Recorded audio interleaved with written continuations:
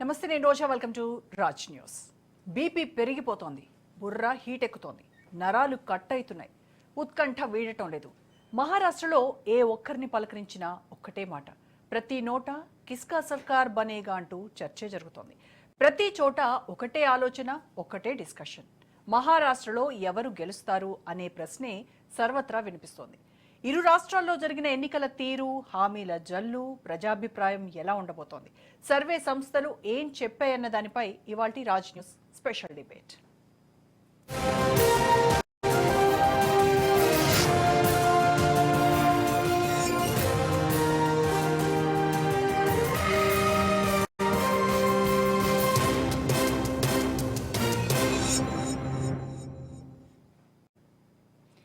దేశవ్యాప్తంగా సర్వే సంస్థల అంచనాలపై చాలా మందికి నమ్మకం ఉండేది. కానీ గత లోక్సభ ఎన్నికల తర్వాత సీన్ మారిపోతోంది. ఏ తీర్పిస్తే ఏమవుతుందోనని సర్వే సంస్థలు బేజారవుతున్నాయి. వచ్చే ఎన్నికల్లో, తాజాగా జరిగిన 2 ఎన్నికల్లో ప్రజా తీర్పును పసికట్టడంలో సర్వే సంస్థల అంచనాలు ఏమవుతాయని ఉత్కంఠ రేగుతోంది. వాస్తవానికి మహారాష్ట్రలో కాంగ్రెస్ ఇండియా కూటమి గెలుస్తుందని సర్వే అభిప్రాయం ఉంది. కానీ కాంగ్రెస్ కూటమి గెలుస్తుందా లేదా అన్న దానిపై పలువురిలో సందేహాలు కూడా ఉన్నాయి.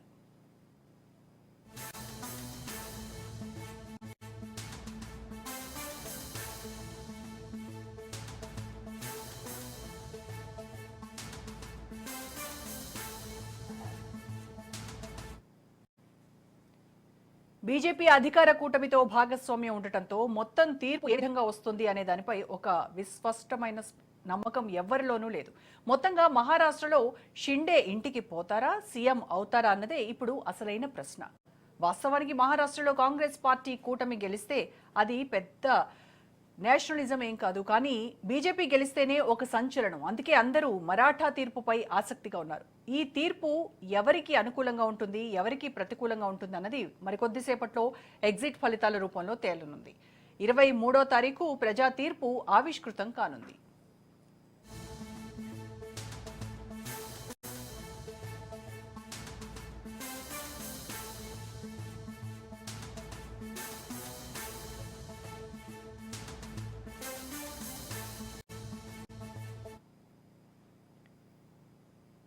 మరి కాసేపట్లో దేశవ్యాప్తంగా ఉన్న ఉత్కంఠకు సర్వే సంస్థలు తెరతీయనున్నాయి. మహారాష్ట్ర, జార్ఖండ్ ఫలితాలు ఎలా రాబోతున్నాయన్న దానిపై దేశవ్యాప్తంగా ఎన్నో అంచనాలున్నాయి.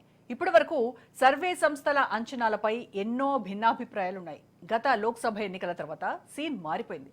సర్వే సంస్థలు ఇప్పుడు ఎటువైపు మొగ్గితే ఏమవుతుందోనన్న ఉత్కంఠ ఉక్కిరిబిక్కిరి చేస్తోంది. ఎటువైపు మొగ్గితే ఎలాంటి ఉపద్రవం ఎదుర్కోవాల్సి వస్తుందోనని పోల్ ఏజెన్సీలు బేజారవుతున్నాయి.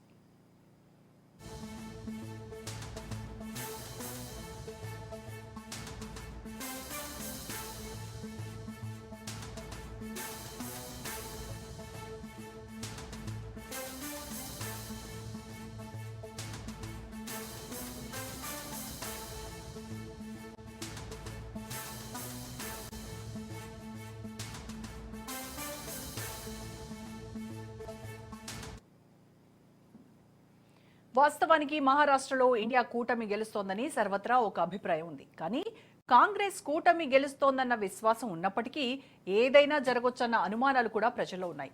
హర్యానా తర్వాత ప్రజా తీర్పు విషయంలో చాలా కన్ఫ్యూషన్ ఉంది. హర్యానాలో ఆల్మోస్ట్ అన్ని సర్వే సంస్థలు బీజేపీ ఓడిపోతుందని చెప్పగా అక్కడ అనూహ్యంగా కాంగ్రెస్ ఓడి బీజేపీ గెలిచింది. అంతకు ముందు జరిగిన లోక్సభ ఎన్నికల్లో బీజేపీ తిరుగులేని విజయం సాధిస్తుందని మెజారిటీ సర్వేలు చెప్పగా మిత్రపక్షాలతో కలిసి మోడీ సర్కార్ను ఏర్పాటు చేయాల్సి వచ్చింది. బీజేపీకి అనుకున్న దానికంటే 100 సీట్లు తక్కువగా వచ్చాయి. ఇక ఏపీ విషయంలోనూ అలాగే జరిగింది. ఒక్కో సర్వే ఒక్కోలా చెప్పింది. సర్వేల అంచనాలకు భిన్నంగా ఫలితాలు వెలువడ్డాయి. మొత్తంగా సర్వేల విషయంలో ఇప్పుడు ఎంతో అంబిగ్విటీ నెలకొంది.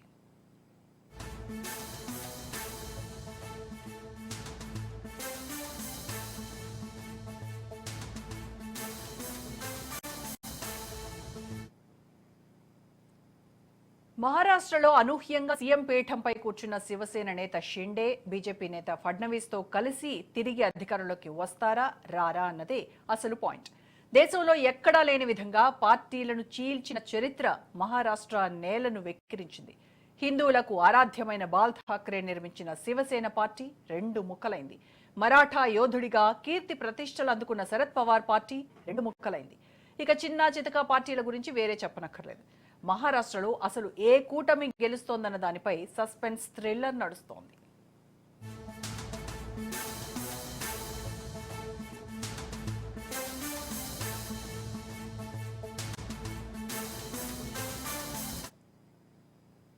మహారాష్ట్రలో గతంలో ఎన్నడూ లేని విధంగా బీజేపీ ఎన్నికల్లో హామీలిచ్చింది. రుణమాఫీ ప్రకటించింది.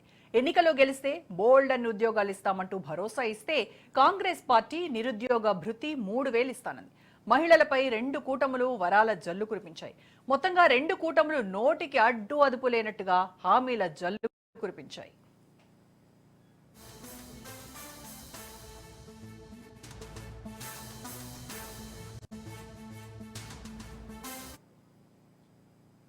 ఇక దేశంలోనే అత్యధిక గిరిజన జనాభా ఉన్న జార్ఖండ్లో ఎవరు గెలుస్తారన్న దానిపైన స్పష్టత కరువవుతోంది. బీజేపీ ఈసారి ఎట్టి పరిస్థితుల్లో జార్ఖండ్లో గెలుస్తామంటూ ధీమా వ్యక్తం చేస్తుంటే అంత సీన్ లేదని, ఈసారి గెలిచేది ఇండియా కూటమేనని JMM chief CM Hemant Soren తేల్చి చెబుతున్నారు. అవినీతి అంతం కావాలంటే బీజేపీకి ఓటేయాలని కమలనాథులు గర్జిస్తుంటే, జార్ఖండ్ గెలవాలంటే ఇండియా కూటమికే పట్టం కట్టాలని సోరెన్ కాలుకు బలపం కట్టుకుని మరీ ప్రచారం చేశారు. ఇలా 2 రాష్ట్రాల్లో 2 యుద్ధాలు పీక్కు చేరాయి. పోరాటం ముగిసింది. ప్రజా తీర్పు ఈవీఎంలో నిక్షిప్తమైంది. సర్వే సంస్థలు లెక్కలు వేసుకుంటున్నాయి.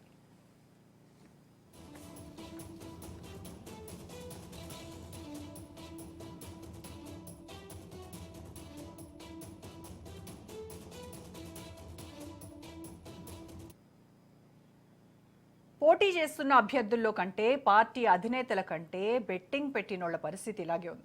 వందలు కాదు, ఏకంగా వేల కోట్ల రూపాయలకు చేరుకున్న బెట్టింగ్స్, ఐపీఎల్ను మించిన స్థాయిలో జరిగిన బెట్టింగ్స్ ఇప్పుడు ఏపీలో లక్షల మంది జీవితాలను తారుమారు చేయబోతున్నాయి.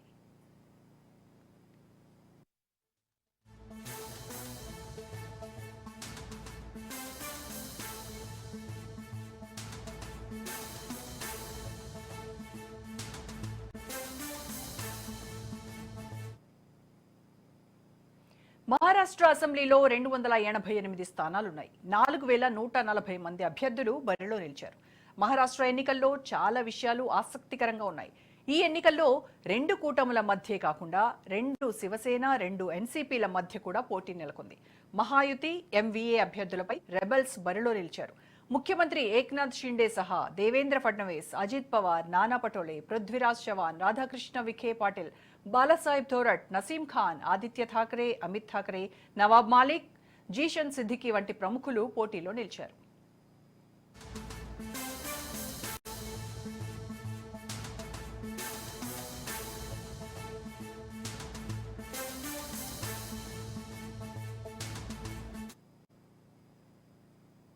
అటు జార్ఖండ్ ఫలితాలపై సస్పెన్స్ వీడటం లేదు. 81 స్థానాల్లో పోటాపోటీ నెలకొంది.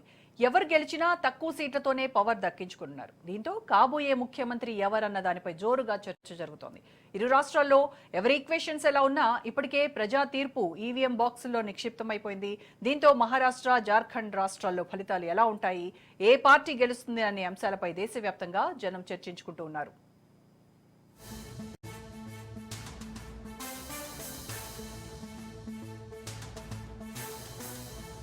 రైట్, మహారాష్ట్రలో పోలింగ్ ముగిసింది. ఇక ఎగ్జిట్ పోల్స్ పై సర్వత్రా ఉత్కంఠ నెలకొన్నటువంటి నేపథ్యంలో రాజ్ న్యూస్ ఇవాళ అదే అంశంపై డిబేట్ కండక్ట్ చేస్తోంది. డిబేట్ పార్టిసిపేట్ చేస్తున్నారు బాజీ గారు, కాంగ్రెస్ సీనియర్ నాయకులు, శ్రీనివాస్ గారు, బీజేపీ సీనియర్ నాయకులు, మస్తాన్ రావు గారు సీనియర్ జర్నలిస్ట్, రెహమాన్ గారు senior journalist and K Ravikumar గారు ఎన్నికల నిపుణులు. ముందుగా మనం మస్తాన్ గారితో మాట్లాడదాం. మస్తాన్ గారు నమస్కారం అండి. నమస్తే అండి. మస్తాన్ గారు, మొత్తానికి దేశమంతా చాలా ఉత్కంఠగా ఎదురు చూస్తున్నటువంటి మహారాష్ట్ర పోలింగ్ అయితే ముగిసింది. ఇక ఈవీఎం బాక్సుల్లో ఓటర్ల ఏదైతే నిర్దేశించారో అదంతా కూడా నిక్షిప్తమైపోయింది. మరి ఎగ్జిట్ పోల్స్ కి సమయం కూడా ఆసన్నమైంది. ఏంటంటారు, దేశంలోనే richest state, richest election, richest manifesto, richest politicians ఉన్నటువంటి స్టేట్ మహారాష్ట్ర. సో ఈ ఎన్నికలు చాలా కీలకం కాబోతున్నాయి, అటు కాంగ్రెస్ కూటమికి, ఇటు బీజేపీ కూటమికి. సో గతంలో చూస్తే ముందు హామీల గురించి మాట్లాడదాం. గతంలో కర్ణాటక అలాగే తెలంగాణలో ఇచ్చినటువంటి హామీలకే ఓయమ్మో ఇవేంటి ఎక్కడి నుంచి తెస్తారు ఇన్ని హామీలు ఈ రకంగా గుప్పిస్తున్నారు అనేసి నోరెళ్లబెట్టినటువంటి పరిస్థితి. కానీ వాటన్నిటికీ ధీటుగా ఇప్పుడు మహారాష్ట్ర ఎలక్షన్స్ లో రెండు కూటములు కూడా పోటాపోటీగా వరాల జల్లు కురిపించాయి. సో ఈ వరాలు, ఈ జల్లులు, ఈ హామీల ఇవన్నీ కూడా ఎంతవరకు ఆయా పార్టీలకు హెల్ప్ అవబోతున్నాయంటారు? ప్యానెల్లో ఉన్న పెద్దలకు, మీకు, రాష్ట్రీయ ప్రేక్షకులందరికీ కూడా నమస్కారం అండి. ఆ, ఇక్కడ మీరు మనం ఎంచుకున్న అంశం చూసినట్లయితే ఇప్పుడు మహారాష్ట్ర ఎన్నికలు ఒక రకంగా మహారాష్ట్ర కానీ జార్ఖండ్ కానీ బీజేపీకి కీలకంగా ఉన్నాయి, దేశానికి కూడా కీలకంగా ఉంది. ఎందుకంటే బీజేపీ ఇక్కడ కనుక విజయం సాధించినట్లయితే జమిలీ ఎన్నికల దిశగా నిర్ణయం తీసుకుంటుంది అనేది ఒక ప్రధానమైన దేశవ్యాప్తంగా చర్చ జరుగుతుంది. ప్రధానమైన చర్చ దేశవ్యాప్తంగా జరుగుతుంది. రెండోది మీరు ఫ్రీబీసీకి సంబంధించి చూస్తే కర్ణాటక కానీ మనకి తెలంగాణలో చూసుకున్నా కూడా కాంగ్రెస్ పార్టీ ఆ ఫ్రీబీస్ వల్ల విజయం సాధించిందనే ఒక దీనిలో ఉంది.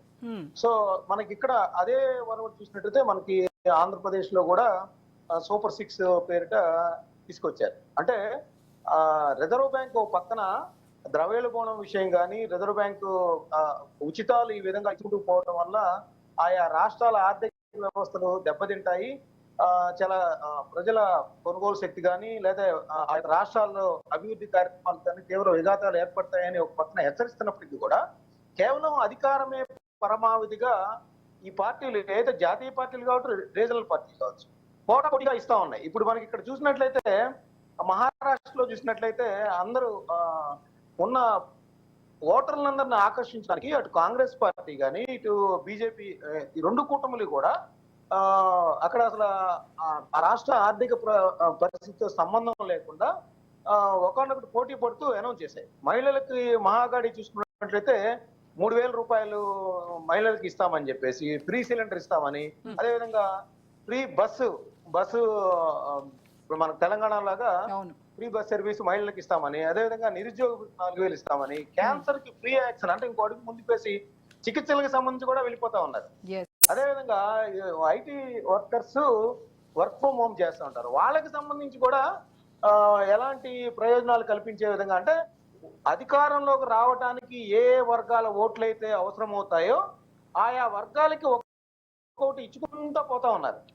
మనకి ఇట్లా మహాయుతి కూడా చూసుకున్నా కూడా 25,000 పోలీస్ ఫోర్స్ మహిళల భద్రత కోసం పెడతామని చెప్పేస్తారు 25,000కు సంబంధించి. అదేవిధంగా రుణమాఫీ చేస్తామన్నారు, అదేవిధంగా రైతులకు ఇన్పుట్ సబ్సిడీ ఇస్తా ఉన్నారు, 25 లక్షల ఉద్యోగాలు తీసుకొస్తామని చెప్పేశారు.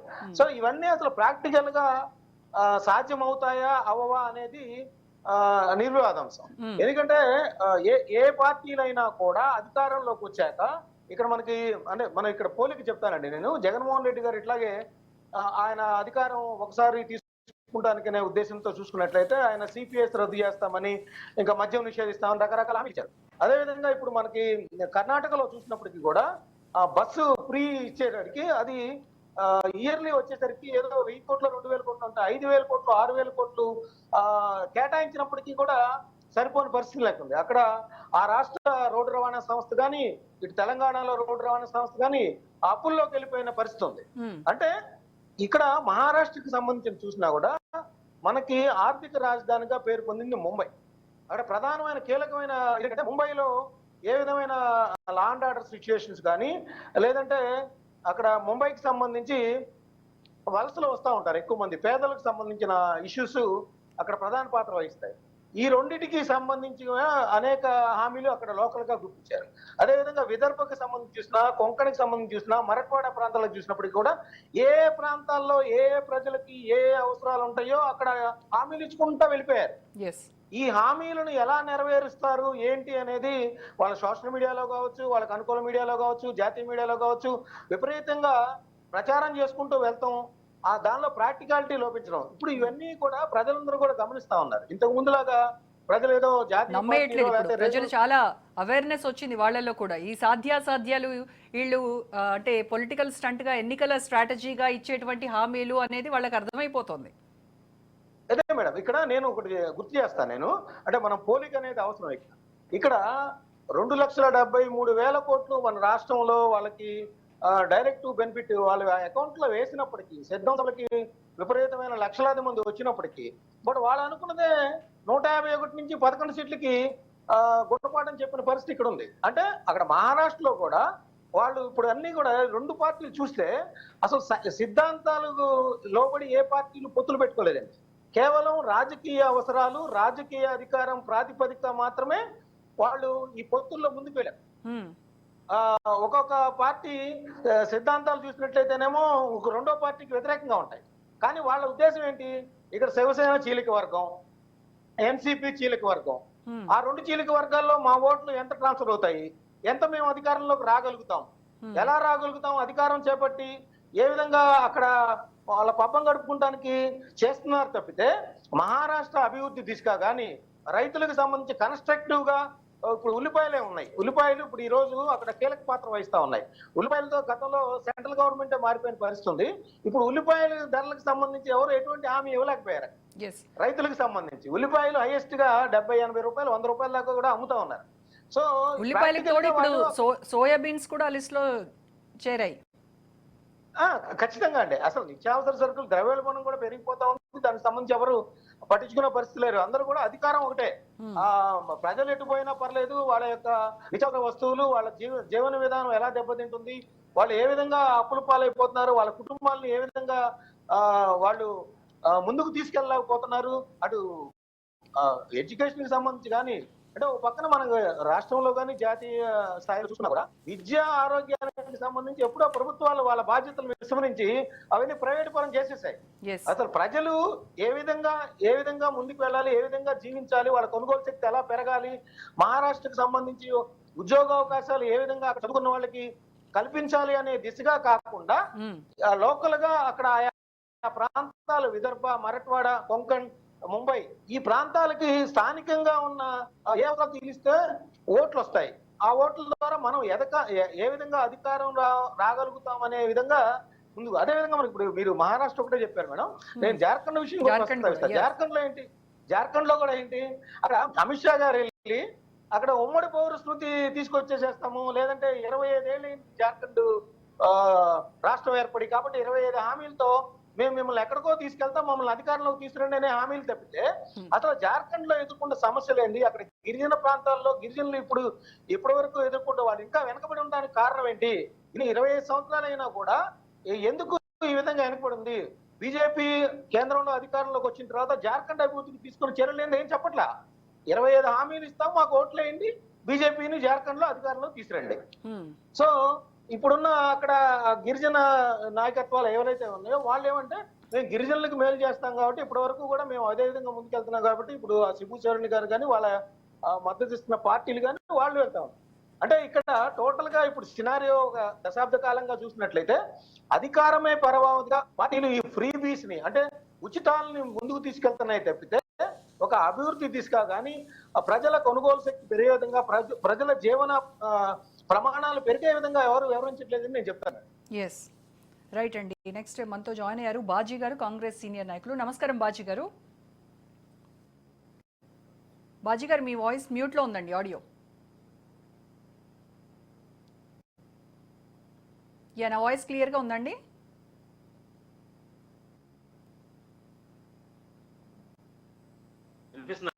ఎస్ ఓకే వినపడుతుంది బాజీ గారు. నా వాయిస్ క్లియర్ గా ఉంది కదా మీకు? ఓకే. ఈ రోజు జరిగినటువంటి ఎన్నికల పోలింగ్ తర్వాత మీ పార్టీ, మీ మహాకూటమి ఏదైతే ఉందో మహారాష్ట్రలో ఉన్నటువంటి కూటమి గెలుపుపై మీరు ఎంత ధీమాగా ఉన్నారు? ఖచ్చితంగా మా కూటమి గెలిచే దిశలో ఉందండి. ఖచ్చితంగా ప్రభుత్వాన్ని ఫామ్ చేస్తాం. ఎందుకంటే ఇప్పుడు ఏదైతే గ్రామీణ రంగంలో, గ్రామీణ ప్రాంతంలో ఓటర్లు ప్రభుత్వం పట్ల చాలా కసిగా ఉన్నారు. ఎందుకంటే వ్యవసాయం మీద కానివ్వండి, తర్వాత ఆదాయాలు కానివ్వండి, నిరుద్యోగం కానివ్వండి, చాలా తీవ్రమైన సమస్యలుగా గ్రామీణ ప్రాంతంలో ప్రధానంగా ఉన్నాయి. అట్లాగే అర్బన్ లో ఏంటంటే బాంబేలో మెయిన్ మౌలిక వసతులు ప్రభుత్వం ఫెయిల్ అయిపోయింది. అట్లాగే ఏంటంటే యాంటీ ఇన్కంపరెన్స్ చాలా ఎక్కువగా ఉందండి. ఖచ్చితంగా గవర్నమెంట్ మారాలి అని ప్రజలు తీవ్రంగా ఆలోచిస్తా ఉన్నారు.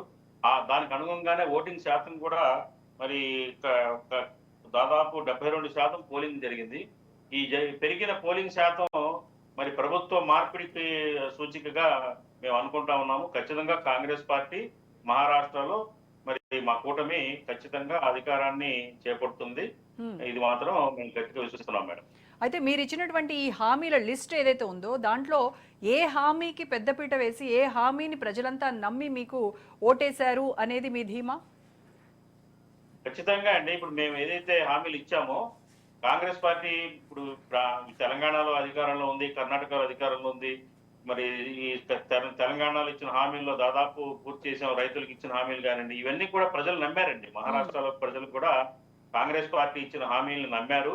మరి మహిళలకు ఇచ్చిన హామీల పట్ల మహిళలంతా కూడా ఎంతో విశ్వాసంతో ఉన్నారు. ఖచ్చితంగా కాంగ్రెస్ పార్టీ ఇచ్చిన హామీలను నిలబెట్టుకుంటుందనే నమ్మకంతో ఉన్నారు మేడం.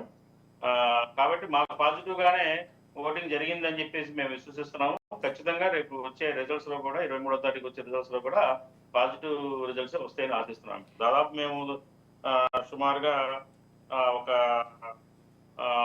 170 సీట్స్ వరకు ఎక్స్పెక్ట్ చేస్తున్నాం. 170 సీట్స్. 170. ఓకే, జార్ఖండ్ పరిస్థితి ఏంటండి? అవుట్ ఆఫ్ 81 ఎన్ని మీ టార్గెట్? ఈ జార్ఖండ్ లో కూడా మా కూటమి మరి గవర్నమెంట్ నిలబెట్టుకుంటుందండి. ఏదైతే జేఎంఎం కూటమి ఉందో మరి ఖచ్చితంగా మేము అధికారంలోకి వస్తాం. 2 రాష్ట్రాల్లో కూడా దాదాపు ఉన్న 81 సీట్లలో దాదాపు మోర్ దాన్ 50 సీట్స్ మాకు వచ్చే అవకాశం ఉందండి. ఓకే, సర్వేలు చెప్తున్నాయండి కాంగ్రెస్ పార్టీకి ఏ మాత్రం ఎంతవరకు ఫీజిబిలిటీస్ పాసిబిలిటీస్ ఉన్నాయి? కాంగ్రెస్ కు ఫేవర్ గానే ఉన్నాయండి maximum surveys. Maximum national media ఏదైతే సర్వేలు ఇప్పటి వరకు వచ్చినాయి నేను పరిశీలించాను. దాదాపు మహారాష్ట్రలో అయితే 100% కాంగ్రెస్ కి ఫేవర్ గా వచ్చినాయి. మరి జార్ఖండ్ లో కూడా మిశ్రమ సర్వేలు ఉన్నాయి. కానీ మేము ఖచ్చితంగా జార్ఖండ్ లో కూడా మేమే అధికారం నిలబెట్టుకుంటాం. రైట్. ఓకే, మస్తాన్ గారు, బాజీ గారు చెప్పినట్టుగా మహారాష్ట్ర అండ్ జార్ఖండ్ లో తప్పనిసరిగా ఎట్టి పరిస్థితుల్లోనూ మేమే అధికారంలోకి రాబోతున్నామని చెప్తున్నారు. ఇది ఎంతవరకు సాధ్యం? సాధ్యాసాధ్యాలు ఏంటి దీంట్లో? ఆడియో మ్యూట్ లో ఉందండి.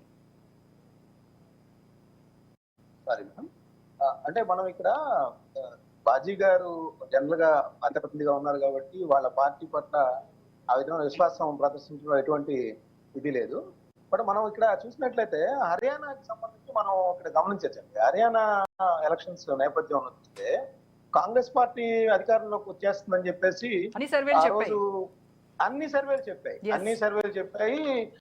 ఈవెన్ మార్నింగ్ నుంచి మధ్యాహ్నం వరకు చూసినా కూడా అదే విధమైన ట్రెండ్ కనిపించింది. బట్ అనూహ్యంగా చివరిలో మళ్ళీ బీజేపీ తన అధికారాన్ని నిలబెట్టుకున్న పరిస్థితి. సో ఇక్కడ కాంగ్రెస్ పార్టీకి సంబంధించి ఏమైందంటే నాయకత్వ సమస్య లోపిస్తా ఉంది. ఎందుకంటే మహారాష్ట్రలో ఇప్పుడు మన శరద్ పవార్ గారు తీసుకున్నా, లేదంటే అక్కడ ఆ పార్టీకి ఉన్న నాయకత్వ సంస్థ, లేకపోతే జార్ఖండ్ కానీ చూసినట్లయితే కాంగ్రెస్ పార్టీ బలంగా ప్రజల్లోకి వెళ్ళటానికి అక్కడ చాలా సమస్యలు ఎదుర్కొంటా ఉంది. ఎందుకంటే శరద్ పవార్ గారు రూపంలో వేరే పార్టీ అక్కడ చీలిపోయి ఉంది. అదేవిధంగా శివసేన బలమైన ఒక 2 పార్టీలు చీలిపోయాయి. అంటే కాంగ్రెస్ పార్టీని విశ్వసించడానికి, లేదంటే జాతీయ పార్టీగా దాన్ని ప్రజలు ఆమోదించడానికి అక్కడ చాలా సమస్యలు కనపడతారు. ఒక పక్కన బీజేపీ ఏమో రకరకాల అంటే అటు హిందుత్వాన్ని తీసుకొస్తా ఉంది. అక్కడ మనకి చూసుకున్నట్లయితే ఇక్కడ నుంచి తీసుకెళ్లి తెలుగు ఓటర్లని కూడా ఏ విధంగా అయితే ఆకర్షించడానికి ప్రయత్నాలు చేస్తా ఉన్నారో ఆ విధంగా కాంగ్రెస్ పార్టీ చేసినప్పటికీ కూడా బీజేపీతో పోల్చుకుంటే చాలా కొంత వెనకబడే ఉందన్న. అంటే జాతీయ స్థాయిలో కాంగ్రెస్ పార్టీ అనుకూల పవనాలు వీస్తున్నాయనేది ఒక ట్రెండ్గా కనిపిస్తున్నప్పటికీ గత కొంతకాలంగా కూడా అవి ఎలక్షన్ నాటికి వచ్చేటప్పటికి ఓటర్లను ఆకర్షించడంలో కాంగ్రెస్ పార్టీ కొంత ఫెయిల్ అయిన పరిస్థితి మనం దేశవ్యాప్తంగా చూస్తే మనకి ఇక్కడ కనిపిస్తా ఉంది. అయితే ప్రధానంగా మీరు చెప్పినట్టుగా మస్తాన్ గారు, హర్యానాలో కాంగ్రెస్ పార్టీ గెలవాల్సిన చోట ఓడిపోయింది. బీజేపీ అనూహ్యంగా మళ్ళీ పరిపాలన అందుకున్నటువంటి పరిస్థితి. సో ఇక్కడ మేజర్ గా కాంగ్రెస్ పార్టీ ఓటమికి గల కారణాలు ఏంటి?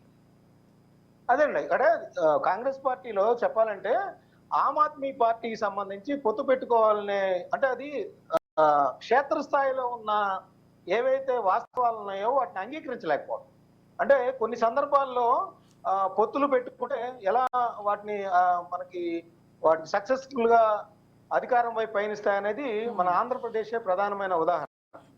ఎందుకంటే ఈ 3 పార్టీలు కలవకుండా జగన్మోహన్ రెడ్డి గారు విశ్వప్రయత్నం చేశారు. అదే అక్కడ ఆమ్ ఆద్మీ పార్టీ ఏదైతే పంజాబ్, ఢిల్లీకి సంబంధించిన సరిహద్దు ప్రాంతాల్లో ఉన్నాయో అది బలమైన అక్కడ ప్రభావాన్ని చూపుతుంది. అక్కడ కాంగ్రెస్ పార్టీ దాన్ని విస్మరించింది. ఆ విస్మరించిన నేపథ్యంలో అలాంటి తప్పు ఇక్కడ జరగకుండా ఉండడానికి ఇక్కడ కూడా చాలా ప్రయత్నాలు చేసింది. కానీ దాదాపు మనకి ఇక్కడ చూసినట్లయితే ఇటు మహాయుతి గాని మహాగాడి గాని చూస్తే 150 మంది తిరుగుబాటు అభ్యర్థులు ఉన్నారండి. తిరుగుబాటు అభ్యర్థులు అక్కడ కూడా హర్యానాలో కూడా తిరుగుబాటు అభ్యర్థులు కాంగ్రెస్ పార్టీని దారుణంగా దెబ్బతీశారు. సో ఇక్కడ సేమ్ అంటే ఆయా పార్టీలు అక్కడ ఉన్న లోకల్ గా కాంగ్రెస్ పార్టీ నాయకుల్లో ఉన్న విభేదాలు కానీ వాటిని పరిష్కరించడంలో కాంగ్రెస్ పార్టీ నిర్లక్ష్యం కానీ లేదంటే స్థానికంగా లోకల్ గా ఎవరెవరు గెలుపు గుర్రాలు అక్కడ ఉంటాయనేది అక్కడ విశ్లేషించడం కానీ లోకల్ గా వాళ్ళు చేయించుకున్న సర్వేల ద్వారా కానీ వాళ్ళు ఆ విషయంలో నిర్లక్ష్యం ప్రదర్శించడం వల్ల హర్యానాలో అధికారం కోల్పోవాల్సి వచ్చింది అనేది తర్వాత కాంగ్రెస్ పార్టీ రివ్యూ చేసుకున్న నేపథ్యంలో వెల్లడైన అంశాలు. అవన్నీ కూడా దానికి ఒక కమిటీ వేసింది. కమిటీలో ఏంటంటే ఆమ్ ఆద్మీతో పొత్తు పెట్టుకుంటే కొంతవరకు బాగుండేది.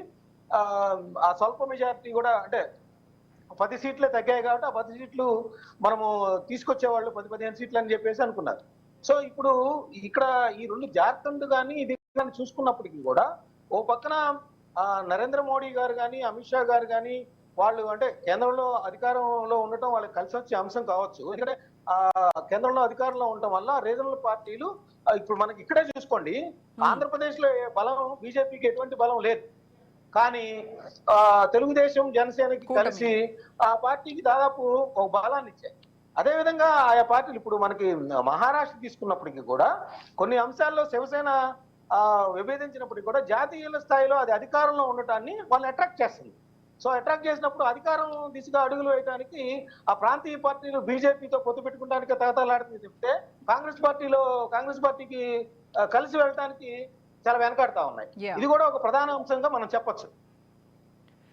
రైట్. అయితే మస్తాన్ గారు ఇక్కడ ఒక విషయం మాట్లాడుకోవాలి మనం. అంటే ఒకే పార్టీకి ఇద్దరు అధినేతలు ఉండటం మహారాష్ట్రలో మనం చూస్తున్నాం. అంటే ఇది అసలు ప్రజలు ఎలా రిసీవ్ చేసుకుంటారంటారు? అంటే ఒకటే స్టేట్ కొన్ని పార్టీలు నేషనల్ అండ్ రీజనల్ పార్టీస్ కలిసి పొత్తు పెట్టుకుంటే అంటే పొత్తు లేకపోతే పొద్దు గడవని పరిస్థితి లాగా తయారైంది. ఈ పొత్తుల వ్యవహారాన్ని అంతటినీ జనాలు ఏ రకంగా రిసీవ్ చేసుకుంటారంటారు? అంటే ఇక్కడ టెక్నికల్ సాంకేతికంగా మనం 2 అంశాలు చూడొచ్చు. అంటే ఇప్పుడు మీరు చెప్పిన ఎన్సిపి కావచ్చు లేదంటే శివసేన కావచ్చు రెండు చీలిపోయినప్పుడు ప్రజల దృష్టిలో ఇక్కడ గుర్తు అనేది ప్రధానమైంది. ఇక్కడ మనకి గుర్తు అనేది ప్రధానం. గుర్తు ఎవరికి? బాలదాకరే గారు నేతృత్వం వహించిన శివసేన పార్టీ అప్పుడు గుర్తు ఏదైతే ఉందో ఆ గుర్తు ఏ పార్టీకి వస్తే ఆ పార్టీ కొంత బలంగా కనిపిస్తానికి అవకాశం ఉంటుంది. ఇక్కడ మనకి ఇక్కడే చూసుకోండి మీరు, తెలుగుదేశం పార్టీని స్థాపించిన ఎన్టీ రామారావు గారు ఆ తర్వాత ఎన్టీఆర్ తెలుగుదేశం పార్టీ స్థాపించుకొని పోటీ చేయాల్సిన పరిస్థితి వచ్చింది. అక్కడ సైకిల్ గుర్తు చంద్రబాబు నాయుడు గారికి వచ్చింది కాబట్టి ఆ పార్టీ కేడర్ కానీ ఆ పార్టీకి సంబంధించిన ఓట్లు కానీ దానికే మళ్ళీ అయి తప్పితే ఎన్టీ రామారావు గారి వైపు వెళ్ళలేని పరిస్థితి అక్కడ మనం చూసాం ప్రాక్టికల్ గా. సో అక్కడ కూడా శివసేనకు సంబంధించి కానీ అటు శరద్ పవార్ గారికి సంబంధించి కానీ అంటే నేను చెప్తుంది ఇది ఒక అంశం, సాంకేతిక అంశం అన్నమాట. అంటే గుర్తు ఎవరైతే బలంగా వేళ్ళుంటుందో వాళ్ళకి కొంత ఓట్ షేరింగ్ అనేది పెరగడానికి అవకాశం ఉంటుంది. రెండోది ఏంటంటే అసలు ఈ చీలిక వర్గం ఏదైతే ఉందో ఈ చీలిక వర్గం అధికారం కోసం అర్రులు చేస్తా ఆ విధంగా చీలిపోయి అధికారం చేపట్టిందా, లేదంటే నిజంగానే మహారాష్ట్ర అభివృద్ధికి లేదా ఆయా ప్రాంతాల్లో ఉన్న ఎమ్మెల్యేలు కావచ్చు ఆ ప్రాంతాల్లో ఉన్న సమస్యలను పరిష్కరించడానికి వీళ్ళు చీలిపోయి అధికారం పంచుకున్నారు. ఒక్క నిమిషం హోల్డ్ లో ఉండండి. మనకి ఎగ్జిట్ పోల్స్ వస్తున్నాయి మహారాష్ట్ర జార్ఖండ్ కి సంబంధించి ఏ కూటమికి ఎన్నెన్ని సీట్లు వస్తాయి అనేటువంటి ఎగ్జిట్ పోల్స్ ఎస్సీఎస్ గ్రూప్ అలాగే చాణక్య గ్రూప్ 2 సర్వేలు మనకు అందుతున్నాయి. చాణక్య స్ట్రాటజీస్ ప్రకారం బీజేపీ మహారాష్ట్రలో ఎస్సీఎస్ గ్రూప్ చూద్దాం. ఫస్ట్ బీజేపీకి 127 నుంచి 135, కాంగ్రెస్ 147 to 135. బిగ్ స్క్రీన్ పైన మీరు చూడొచ్చు.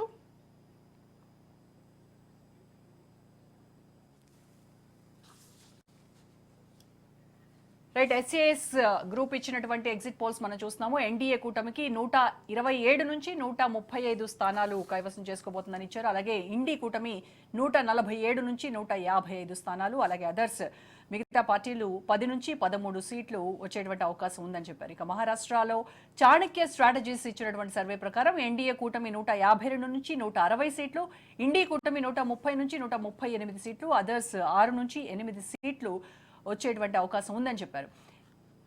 ఇక చాణక్య స్ట్రాటజీస్ జార్ఖండ్ రాష్ట్రానికి సంబంధించి జేఎంఎం కూటమి 43 నుంచి 45 సీట్ల వరకు, బీజేపీ 36 నుంచి 38 సీట్లు, అదర్స్ 2 నుంచి 3 సీట్లు కైవసం చేసుకోనున్నాయి అని సర్వే చెప్తోంది. అలాగే ఎస్ఏఎస్ గ్రూప్ జార్ఖండ్కి సంబంధించి జేఎంఎం 42, బీజేపీ 37, అదర్స్ 2 సీట్లుగా సర్వే రిపోర్ట్ ఇచ్చాయి.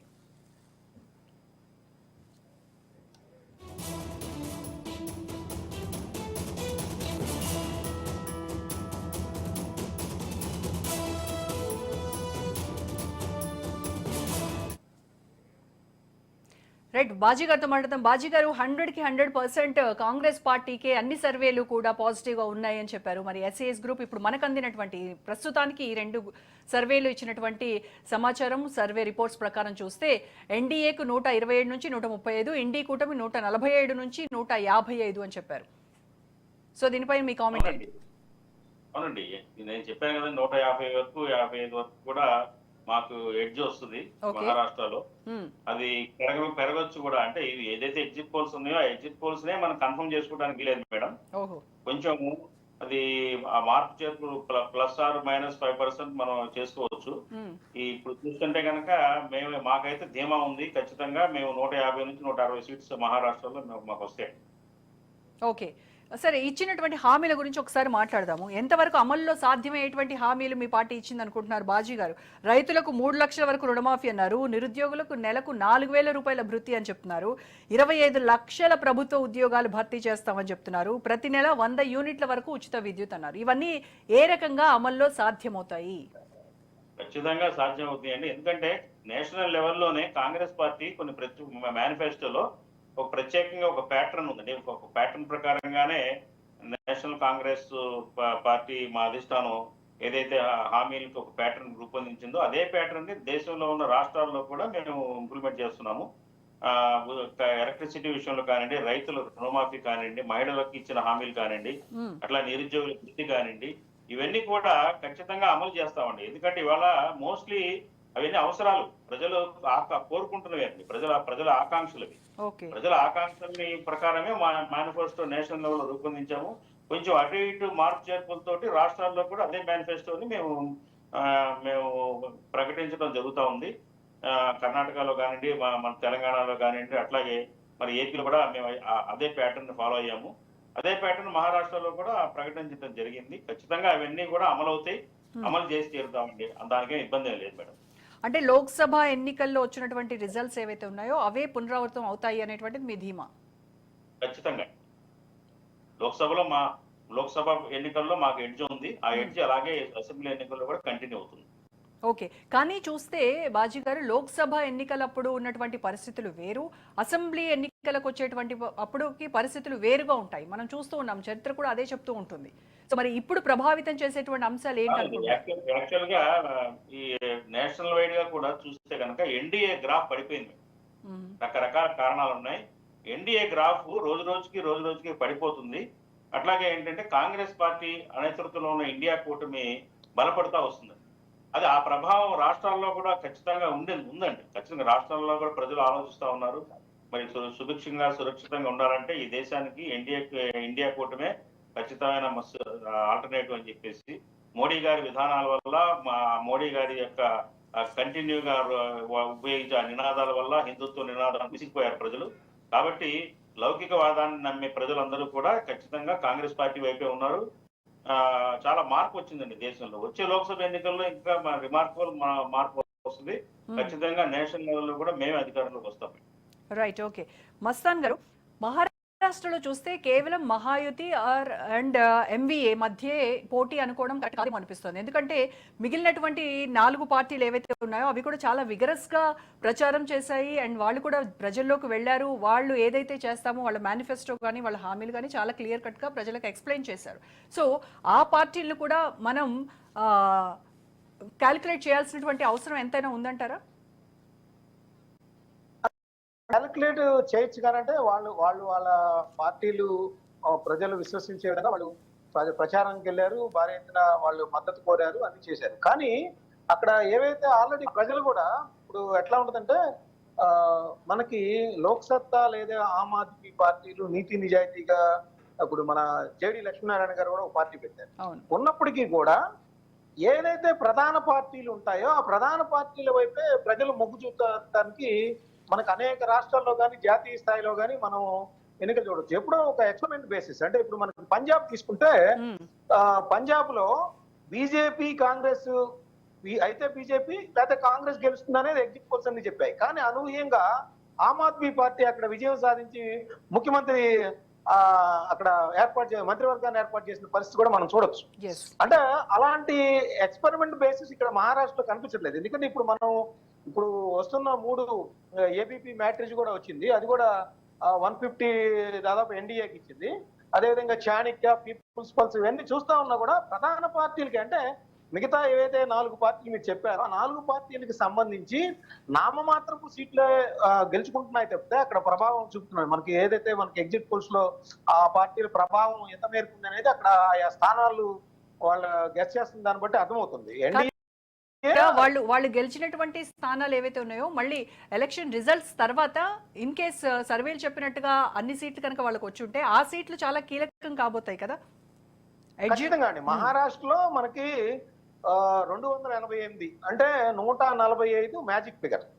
సో మీరు అన్నట్లు ఇప్పుడు మన ఇందాక బాజీ గారు చెప్పినట్టు వాళ్ళు 150 అని ఆయనే చెప్తా ఉన్నారు. అంటే కాంగ్రెస్ పార్టీకి సంబంధించి 150 స్థానాలు అంటే ఆయన ఇంకా తక్కువ టీలు వచ్చినా కూడా 10 స్థానాలు 5 స్థానాలు ఆయా పార్టీలు గెలుచుకున్నప్పుడు అవి చాలా క్రూషియల్ రోల్ అంటే కీలకమైన పాత్ర పోషించడానికి ఎక్కువ అవకాశాలు అక్కడ ఉన్నాయి. ఎందుకంటే మన దేశంలో జాతీయ రాజకీయాలను చూసుకుంటే వాజ్పేయి గారు ఏర్పాటు చేసినప్పుడు ఒక్క ఓటు తేడాతోనే ఆ ప్రభుత్వం పడిపోయిన పరిస్థితి కూడా మనం చూసామండి. జాతీయ స్థాయిలో మన బీజేపీ కేవలం ఒక ఓటు తేడాతో పడిపోయింది. అదేవిధంగా చంద్రశేఖర్ గారు కూడా ప్రధానమంత్రిగా ఉన్నప్పుడు కాంగ్రెస్ పార్టీ మద్దతు ఉపసంహరించుకోగానే అక్కడ కూడా కోalition గవర్నమెంట్ పడిపోయింది.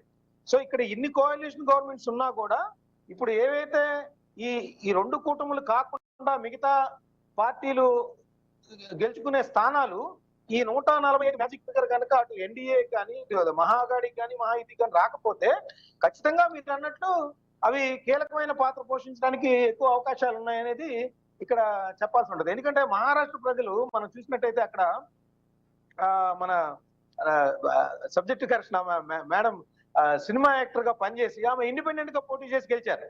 నాకు పేరు గుర్తు రాలేదు. యాక్చువల్ గా ఒక ఎంపీగా పోటీ చేసి గెలిచిన సందర్భం కూడా ఉంది. అంటే మహారాష్ట్ర ప్రజలు ఆ విధంగా కూడా తీర్పునిచ్చే అవకాశాలు కూడా ఉన్నాయి. కొంత ఇప్పుడు ఇన్ని చీలిక వర్గాలు 6 పార్టీలు డిఫరెంట్ కూటముల్లో పనిచేసేటప్పుడు ఖచ్చితంగా ఈ సంఖ్యాబలం అంటే 4 స్థానాలు 5 స్థానాలు గెలుచుకునే పార్టీలు కూడా కీలక పాత్ర వహించడానికి ఆస్కారం ఉందనేది నేను చెప్తాను. ఖచ్చితంగా అండి. ఖచ్చితంగా ఈసారి ఈ అదర్ పార్టీస్ న్యూట్రల్ గా ఉన్న వాళ్ళు కానివ్వండి, వేరే పార్టీలో వచ్చే సీట్స్ కానివ్వండి కీలకమైన పాత్ర వహిస్తాయి ఖచ్చితంగా. ఎందుకంటే మార్జిన్ నేరోగా ఉండే అవకాశం కనిపిస్తా ఉంది. ఖచ్చితంగా వాళ్ళ యొక్క రోల్ ఉంటుందండి ఈసారి మహారాష్ట్రలో. ముఖ్యంగా చిన్న పార్టీలు కానీ ఇండిపెండెంట్స్ కానివ్వండి వాళ్ళు కీలకమైన భూమిక వహించే అవకాశం ఖచ్చితంగా ఉంది. ఎందుకంటే మాకు ప్రగాఢమైన విశ్వాసం ఉంది మ్యాజిక్ ఫిగర్ కి దాటి వెళ్తామని. ఒకవేళ మ్యాజిక్ ఫిగర్ కి అట్లా బోర్డర్ లో అలా ఉన్నా కానీ మాకు చిన్న పార్టీల సహకారంతో ప్రభుత్వం మేమే ఫామ్ చేస్తాం మేడం. ఓకే, మీరు అన్నట్టుగా మ్యాజిక్ ఫిగర్ కనుక మీకు వస్తే చిన్న పార్టీలతో మీకు అసలు సంబంధమే లేదు. మాకు అంటే వస్తే వెల్కమ్ చేస్తారు. మాకు 100% మ్యాజిక్ ఫిగర్ దాటుతాం. ఎందుకంటే ఇప్పుడు చూస్తున్న ఎగ్జిట్ పోల్స్ ని మనం పూర్తిగా విశ్వసించడానికి అవకాశం లేదండి. ఎందుకంటే మీరు చూసే హర్యానాలో చివరి నిమిషం వరకు కూడా అన్ని ఛానల్స్ కాంగ్రెస్ వైపు చెప్పినాయి. కానీ అక్కడ జరిగిన లోపాలు ఏంటి, పరిస్థితుల్ని పసిగట్టలేకపోయినాయి కూడా. ఎగ్జిట్ పోల్స్ నిర్వహించిన సంస్థలు. కానీ ఫలితాలు తారుమారు అయిపోయినాయి. అలాగే ఇక్కడ కూడా మేము ఏదైతే ఎక్స్పెక్ట్ చేస్తున్నామో దానికి దగ్గరగానే ఉన్నాయి ఎగ్జిట్ పోల్స్. కాస్త అటు ఇటుగా కూడా మాకేంటంటే కొన్ని స్థానాల్లో కొన్ని క్రూషియల్ స్థానాల్లో మాకు ఎడ్జ్ ఉంది.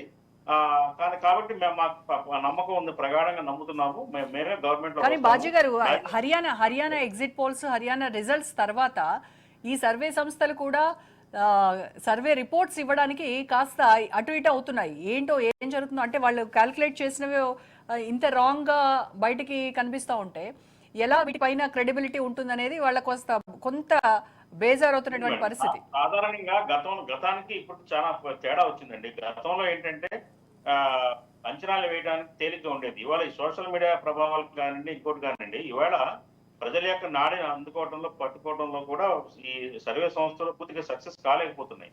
ఇంకొకటి ఏంటంటే ఏదైతే వీళ్ళు తీసుకుంటున్న శాంపిల్స్ ఉన్నాయో శాస్త్రబద్ధంగా కూడా పెద్దగా ఉండటం లేదు అది. కాబట్టి అందుకనే దీనికి ప్రధానంగా ఇవాళ ఎగ్జిట్ పోల్స్ ఖచ్చితత్వం అనేది కోల్పోతా ఉన్నాయి ఎగ్జిట్ పోల్స్ సంస్థలు. అయినప్పటికీ కూడా ఒక 10% అటు ఇటు టాలరెన్స్ తోటి. అంటే బాజీ గారు, అంటే మీకు అనుకూలంగా కనుక సర్వే రిపోర్ట్స్ ఉంటే సర్వేస్ అన్ని కూడా సైంటిఫిక్ గా బాగా పనిచేస్తున్నట్ట? అలా అని కాదండి, అలా చెప్పట్లేదు. అలా అనుకున్నా అంటే నేను 180 సీట్లు వస్తాయని చెప్పేవాను కదా మేడం. అలా కాదండి, అలా అలా అలా అలా అంత ఆత్మవిశ్వాసం, మితిమీరిన విశ్వాసం అయితే మాకు లేదు. ఓన్లీ ఆత్మవిశ్వాసం. మా ఆత్మవిశ్వాసం ఉంది, మాకు అందుకు సరిపోని సీట్లు వస్తాయి. మేము ఖచ్చితంగా పాజిటివ్ ఇదే కనపడతా ఉంది మేడం. Right, okay. మనతో జాయిన్ అవుతున్నారు రెహమాన్ గారు, సీనియర్ జర్నలిస్ట్. నమస్తే రెహమాన్ గారు. నమస్తే అండి. ఎస్ రెహమాన్ గారు, ఎగ్జిట్ పోల్స్ స్టార్ట్ అయినాయి. ఇప్పటికే 2 సర్వేలు కూడా రిపోర్ట్స్ ఇచ్చినటువంటి పరిస్థితి కనబడుతుంది. ఏంటి మీ అంచనాలు ఏంటి మహారాష్ట్ర అండ్ జార్ఖండ్ రాష్ట్రాల ఎగ్జిట్ ఎన్నికల తర్వాత, పోలింగ్ తర్వాత? నిజానికి ఇంకా సర్వే సంస్థలన్నీ పూర్తిగా ప్రకటించలేదు. నిజానికి ఇవన్నీ ప్రీ పోల్సే ఉంటాయి ఎక్కువ. ఎగ్జిట్ పోల్ సందర్భంగా ఓటరు నాడిని పసిగట్టి, అంటే మాది కూడా సర్వే సంస్థ కాబట్టి నేను చెప్తున్నాను, అంటే చాలా సర్వే సంస్థలు ఆ స్థాయిలో పనిచేయడం లేదని ఈ మధ్యకాలంలో తెలిపోతున్నాయి. అంటే తీసుకునే శాంపుల్స్ కానీ, అంటే ప్రజల్ని కలవడం కానీ, ఒక సైంటిఫిక్ సర్వేలు ఈ మధ్యకాలంలో జాతీయ ఇప్పుడు మనతో ఉన్నట్టుగా కనబడతలేదు. కాంగ్రెస్ సీనియర్ నాయకులు బాజీ గారు కూడా అదే చెప్తా ఉన్నారు. రెహమాన్ గారు, బాజీ గారు కూడా అదే చెప్తున్నారు, సర్వేలన్నీ కూడా సైంటిఫిక్ గా పనిచేయట్లేదు అని చెప్పేది. అంటే విశ్వసనీయత ఇంపార్టెంట్ కదండి. ఇప్పుడు గత ఎన్నికల్లో అంటే ఈ రోజు సర్వే సంస్థలు ప్రకటించి వెళ్ళిపోయిన తర్వాత మళ్ళీ ఎన్నికలు జరిగినప్పుడు మాత్రమే చర్చ జరుగుతుంది. నిజానికి చాలా సర్వే సంస్థలు ఆంధ్రప్రదేశ్ కు సంబంధించి కానివ్వండి, తెలంగాణకు సంబంధించి కానివ్వండి, ఏ పార్టీ అధికారంలోకి వస్తుందని ముందుగా ప్రకటించినాయి. వీటి క్రెడిబిలిటీ ఇదంతా ఉంటది డెఫినెట్ గా. ఎందుకు మరి కాంగ్రెస్ పార్టీ ముందుగా ప్రకటించింది, మేము ఎగ్జిట్ పోల్ ఫలితాల చర్చల్లో పాల్గొనమని ప్రకటించింది. అలా ఎందుకు ప్రకటించిందో కూడా అర్థం అవ్వలేదు. మొత్తానికి చూసుకుంటే పోరు మాత్రం హోరాహోరీగా ఉన్నట్టుగా కనిపిస్తా ఉంది.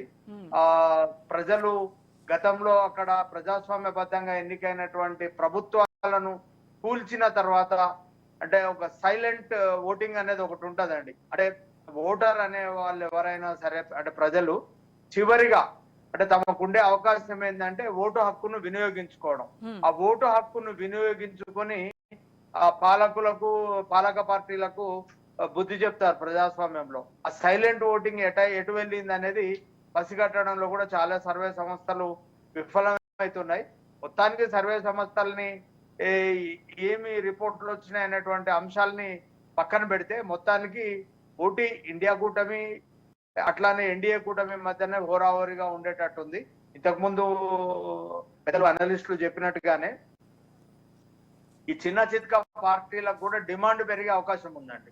కేంద్రంలో బీజేపీ అధికారంలో ఉండడం చేత చిన్న పార్టీలు ఎక్కువగా ఎన్డీఏ వైపుగా మొగ్గు చూపినట్టుగా మనం గతంలో ఉన్నటువంటి రిజల్ట్స్ చూసాము. కొన్ని పార్టీలు అంటే ఒక సెక్యులరిజానికి కట్టుబడ్డటువంటి కొన్ని పార్టీలు మినహాయిస్తే ఎక్కువ పార్టీలు గొడవ మీద పెళ్లిలాగా ఉండి తమ పార్టీ ప్రయోజనాలు కావచ్చు, లేకపోతే రాజకీయ ప్రయోజనాలను పనంగా అంటే నెరవేర్చుకొని ముందుకెళ్లేటువంటి అవకాశాలు చాలా పార్టీల దగ్గర మనం చూసాము. నిజానికి ఒకవేళ ఎక్కడైనా హంగ్ ఏర్పడితే చిన్న పార్టీలకు మాత్రం పెద్ద కీలకం. పండగగానే మనం చెప్పొచ్చు. కింగ్ మేకర్స్ అవుతారు వాళ్ళు. డెఫినెట్ గా యా ఒక్కోసారి అంటే మనం చాలా సార్లు 68లో బెంగాల్లో చూసామండి, ఆ మధుపుర విషయంలో జార్ఖండ్ లో కూడా చూసాం. ఒక్క సీటు కూడా కీలకంగా మారిందండి. అంటే రాష్ట్ర ప్రభుత్వాలు ఏర్పడడానికి బెంగాల్లో అజయ్ ముఖర్జీ అని ఆయన బెంగాల్ కాంగ్రెస్ పార్టీ ఏర్పాటు చేసుకొని ఒకే ఒక్క సీట్ గెలిచొచ్చాడు రాష్ట్ర వ్యాప్తంగా పార్టీని ఏర్పాటు చేసి. అటు ఎల్డిఎఫ్ యూడిఎఫ్ కూటమిలు సమానంగా గెలిచినప్పుడు ఆ కాంగ్రెస్ పార్టీ వాళ్ళు ఆయనకు మంత్రి పదవి మిగిలిన చాలా ఆఫర్లు ఇచ్చారు. ఎల్డిఎఫ్ కూటమి లెఫ్ట్ ఫ్రంట్ వాళ్ళు ఆయనకు ముఖ్యమంత్రి ఆఫర్ ఇచ్చి జ్యోతి బాసు హోమ్ మినిస్టర్ గా ఆయన ముఖ్యమంత్రిగా కేబినెట్ నిర్ణయాలు అమలు చేయాలని ఆయన ముఖ్యమంత్రిగా ప్రకటించారు. ఒక్క సీట్ వచ్చిన వాళ్ళు. అంటే చిన్న చిత్కా పార్టీలకు కూడా జాక్పాట్ తగ్గుతుందండి తప్పకుండా. అయితే నేను ఈ చిన్న చితక పార్టీలు ఇందులో కీలకం అవుతాయని ఎందుకు చెప్తున్నాను అని అంటే, ఇప్పుడు కనిపించడానికి అవి చిన్న పార్టీలు అయినప్పుడు కూడా వాళ్ళ ప్రాంతాలు వాళ్ళకి బలం డెఫినెట్ గా కదా. అయితే మనం ఫర్ ఎగ్జాంపుల్ చూసినట్టయితే శరద్ పవార్ తో పోలిస్తే అజిత్ పవార్ ఎంత అండి, చాలా చిన్న, కానీ అక్కడ అజిత్ పవార్ కే ఎక్కువ ప్రాధాన్యత ఉంటుంది. ఆయనదే మొత్తం అంతా మరాఠవాడ దాంట్లో చూస్తే ఇంకా మొత్తం అంతా వాళ్ళదే ఉంటుంది. సో ఈ ఓట్ షేరింగ్ లో వాళ్ళు చాలా ప్రభావం చూపేటువంటి అవకాశాలు ఉన్నాయి. అలాగే మిగతా ఇంకో 4 పార్టీలు చూస్తే కొంతమంది యాక్టివిస్టులు కలిపి పెట్టుకున్నటువంటి ఒక పార్టీ ఉంది, పరివర్తన్ మహాశక్తి ఒకటి, అలాగే అంబేద్కర్ మనవడు పెట్టిన పార్టీ, రాజ్ ఠాక్రే పెట్టినటువంటిది, అలాగే మజ్లీస్ పార్టీ మనకు తెలిసిందే. ఇప్పటికే మజ్లీస్ పార్టీ కొన్ని నియోజకవర్గాల్లో బలంగా ఉన్నటువంటి పరిస్థితి. సో అందుకోసమని ఈ 4 అక్కడ రీజనల్ పార్టీస్ ఏవైతే ఉన్నాయో అవి చాలా కీలకం కాబోతున్నాయి కదా అనేది నా ఉద్దేశం. డెఫినెట్ గా అండి ఈ రీజనల్ పార్టీల ప్రభావం ఉంటది. మజ్లిస్ పార్టీ గతంలో బెంగాల్ విషయంలో అక్కడ ఓటర్ చాలా తెలివిగా ఓటేశారు. మజ్లిస్ పార్టీని పక్కన పెట్టి సెక్యులర్ ఓట్లు చీలకుండగా మమతా బెనర్జీ వైపు టీఎంసీ వైపు మొగ్గు చూపడం చూసాము. వీళ్ళు కూడా కొన్ని నియోజకవర్గాల్లో ఆల్రెడీ ఒక ఎంపీ సీట్ ఉందండి వాళ్లకు మహారాష్ట్రలో. కాబట్టి మజ్లిస్ పార్టీ కూడా అక్కడ కొంత కీలకంగా ఉంది. చివరికి ఓటర్ ఎటువైపు మొగ్గు చూపుతాడు అంటే మీకు మరాఠా ఇటు మిగతా ఓటర్ల ప్రభావం ఎటువైపు ఉంటది అంటే ఈసారి ప్రాంతీయతత్వం అనేది చాలా బలంగా ముందుకు వచ్చిందండి. ఇంకా ఇప్పుడిప్పుడే కొన్ని సర్వే సంస్థలు కూడా వస్తున్నాయి. దాదాపుగా చాలా సర్వే సంస్థలు హోరాహోరీగానే ఇస్తున్నట్టుగా కనపడుతున్నాయి. మీరు కూడా సర్వే సంస్థ రన్ చేస్తున్నారు అంటున్నారు కదా, ఏంటి దాని మేము మహారాష్ట్రలో సర్వే చేయలేదండి. గతంలో తెలంగాణ వరకు మేము పరిమితం. తెలంగాణలో మేము ఇచ్చిన రిజల్ట్స్ 60 నుంచి 70 వరకు కాంగ్రెస్ పార్టీ గెలుస్తుందని గత అసెంబ్లీ సందర్భంగా చెప్పాము.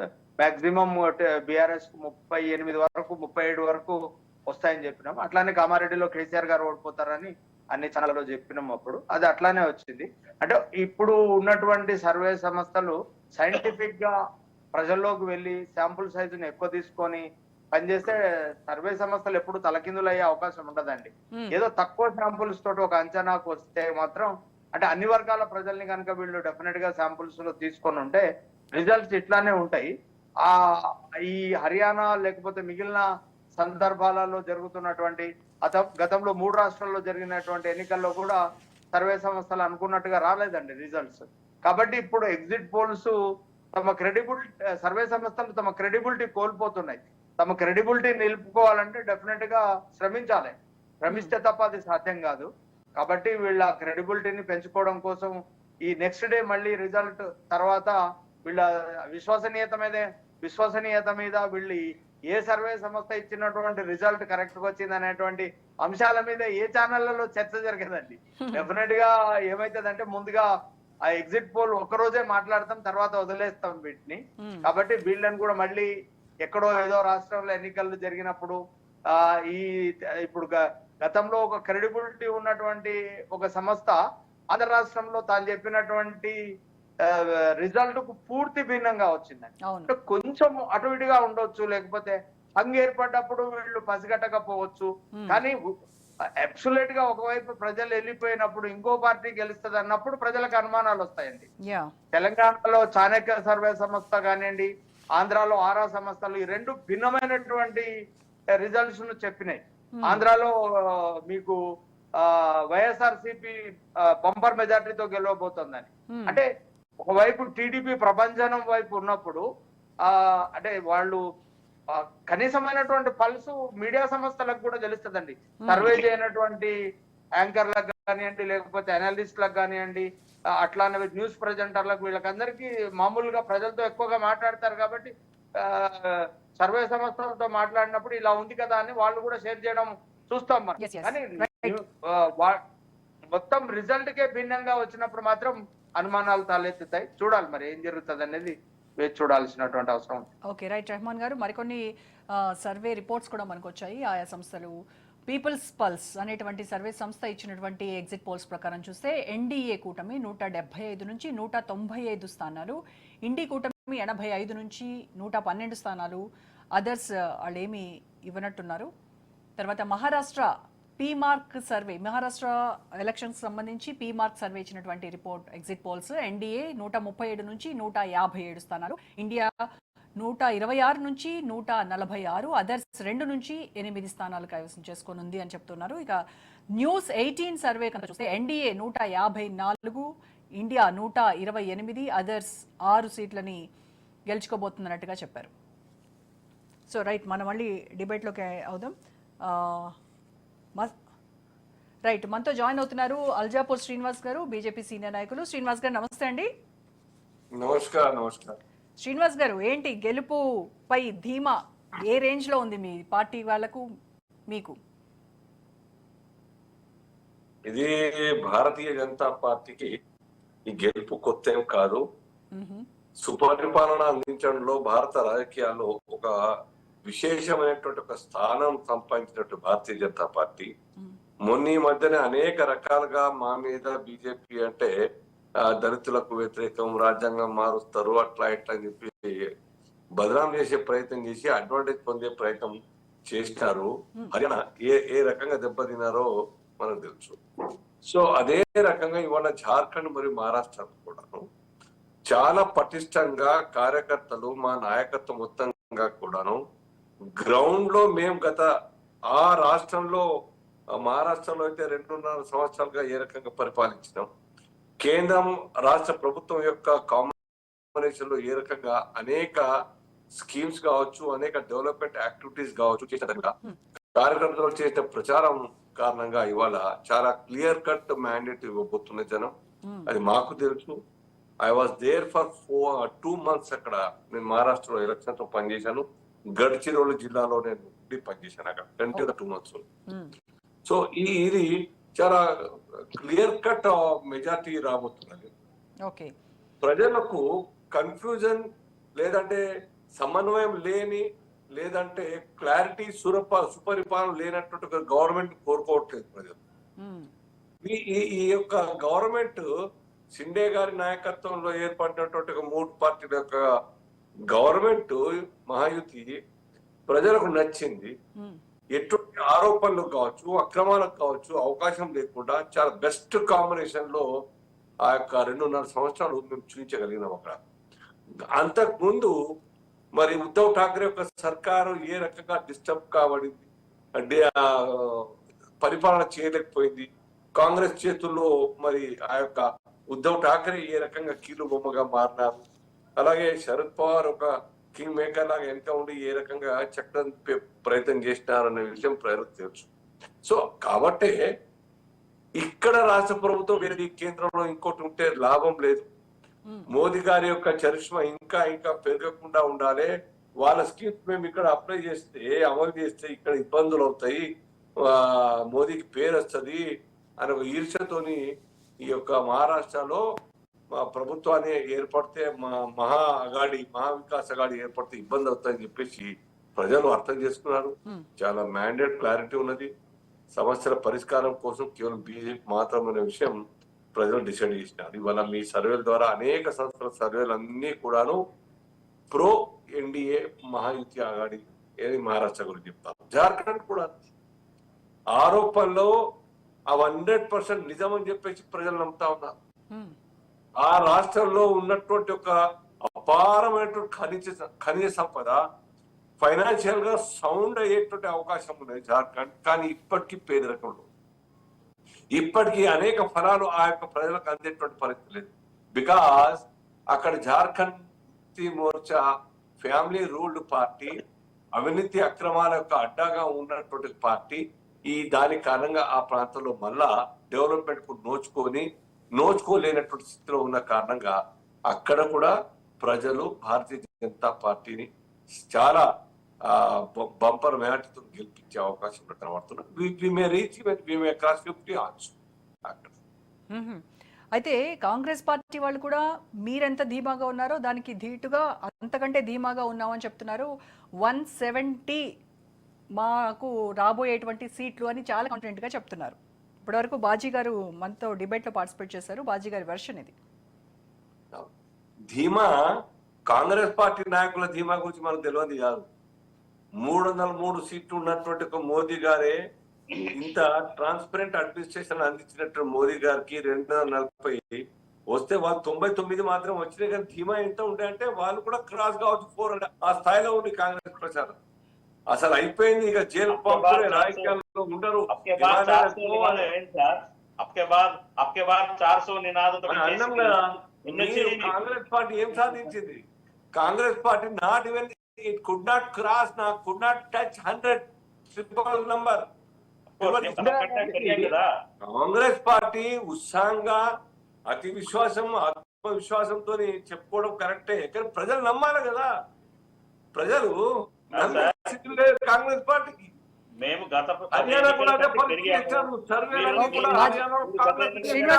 శ్రీనివాస్ గారు ఒక్క నిమిషం. బాజీ గారు మీరు అడిగిన వాడికి సమాధానం. గత ఎన్నికల్లో కంటే తగ్గింది బీజేపీ స్ట్రెంత్. అట్లాగే మా గత ఎన్నికల రిజల్ట్స్ కంటే మా స్ట్రెంత్ పెరిగింది. అట్లాగే నేను ఒకటే క్వశ్చన్, మీరు మోడీ గారి ప్రతిష్ట బాగా అయింది అంటున్నారు. Okay good. అప్కే బాద్ 400 అనే నినాదం ఏమైంది? What happen to that? అదే చెప్తున్నా. ప్రజల్లో మీ ప్రతిష్ట మాటలు, అబద్ధపు ప్రచారం, అబద్ధపు హామీలు ఇచ్చి ఏ రకంగా ప్రజలు బోల్తా కొట్టించే ప్రయత్నం చేస్తారో మనం చూసాం. ఏమండి, రాజ్యాంగం మారుస్తామా మేము? మార్చే అవకాశం ఉన్నదా? కాంగ్రెస్ లాగా ఎమర్జెన్సీ 42nd అమెండ్మెంట్ తీసుకొచ్చామా మేమేమన్నా? లేదా అంబేద్కర్ నే ఓడించినటువంటి ఒక మహా గొప్ప పార్టీ కాంగ్రెస్ పార్టీ. అంబేద్కర్ గారు రాజ్యాంగ నిర్మాత, వారికి అవకాశం ఇవ్వలేదు. మేము పోటీ చేయం, మీకెందుకు, మీరే పోటీ చేయండి, మీకు యునానిమస్ ఇస్తాం, లేదంటే మేము క్యాండిడేట్ పెట్టాం, మీకు సపోర్ట్ చేస్తాం చెప్పేటువంటి ఒక కనీసమైనటువంటి ఒక కృతజ్ఞత లేనటువంటి పార్టీ కాంగ్రెస్ పార్టీ. అంబేద్కర్ పట్ల మీరు మమ్మల్ని రిజర్వేషన్ తీసేస్తున్న బద్దాన్ని చేసినారు. అరే రాష్ట్రపతిని చేసింది మేము, దళితులు గిరిజన మహిళను మేము, ఆదివాసీ బిడ్డను రాష్ట్రపతి చేసింది మేము, మైనార్టీ సోదరుడు అబ్దుల్ కలాం రాష్ట్రపతి చేసింది మేము. మీరేం చేస్తారండి? కుటుంబ భయం చేసుకుంటారు కాంగ్రెస్ పార్టీలో. కాబట్టి కాంగ్రెస్ పార్టీ మాటల్ని, రాహుల్ గాంధీ గారి మాటల్ని ₹1,00,000 కోసం పాపం నమ్మే ప్రయత్నం చేశారు. సమీక్ష సక్సెస్ అయినా దాంట్లో సందేహం లేదు. ₹1,00,000 జూన్ 8 నాడు వచ్చి తీసుకెళ్ళాలని చెప్పినారు. జూన్ 8 మా ఆఫీస్కి రండి అని చెప్పినారు. లైన్ కట్టారు అన్ని చోట్ల, మధ్యప్రదేశ్ లా, యూపీలా, మహారాష్ట్రలా. ప్రతి ఎన్నికలో కూడా బీజేపీ ఏం చేస్తుందండి? కమ్యూనల్ ఇది రెచ్చగొట్టడం, మతతత్వ శక్తులు రెచ్చగొట్టడం, మతతత్వ భావజాలను రెచ్చగొట్టడం తప్ప ఏమైనా చేశారా చెప్పండి? ఈవెన్ మహారాష్ట్ర ఎన్నికల్లో కూడా ప్రధానమంత్రి స్థాయి వ్యక్తి మహారాష్ట్ర ప్రచారంలో ఏం చెప్పారండి? ముస్లింస్ కి వ్యతిరేకంగా మాట్లాడందే మీ ఎన్నికలు జరగవు, మీరు చేయలేరు ఎన్నికలు.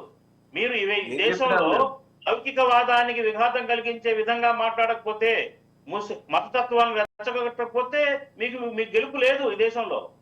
మీరు అది నమ్మిన సిద్ధాంతం ఏకైతే అంటే మీ దృష్టిలో ముస్లింలను ఈ దేశ నిర్మాణంలో కీలకమైన పాత్ర పోషింది కాంగ్రెస్ పార్టీ. శ్రీనివాస్ గారు, 2014 ఈ 10 ఏళ్ల కాలంలో మీ ఎన్డీఏ ప్రభుత్వం సాధించిన విజయాలు చెప్పండి.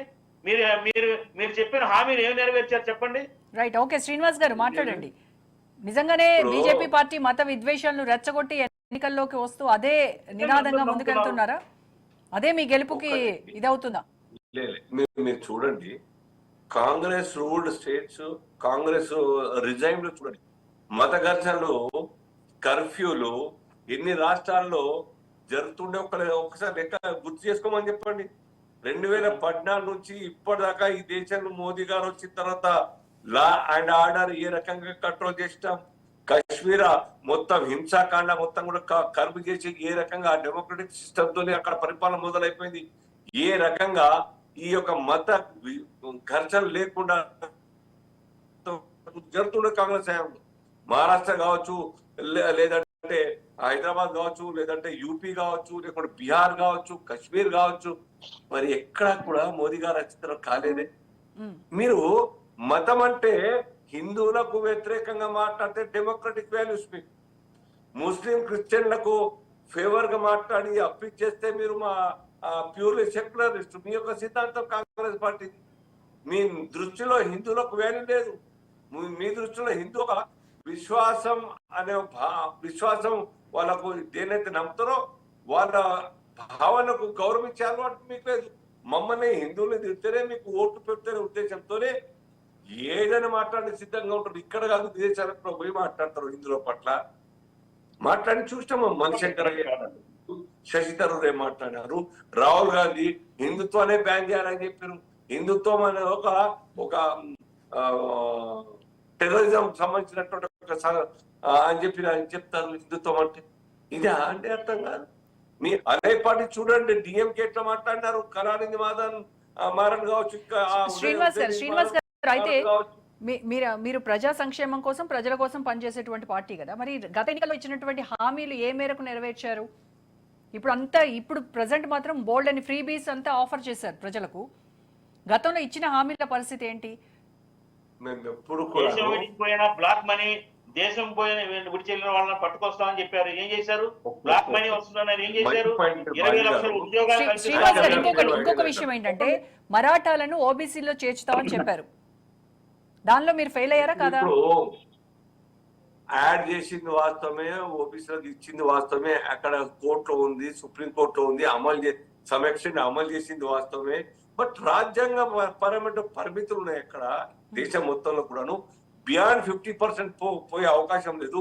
స్టిల్ హౌ బెస్ట్ పాసిబుల్ ఏ రకంగా దాన్ని ఎక్స్టెండ్ చేయొచ్చు అనే విషయం అన్ని రాష్ట్రాల్లో ఉన్నట్టు సమస్యల మీద చర్చ నడుస్తా ఉన్నది.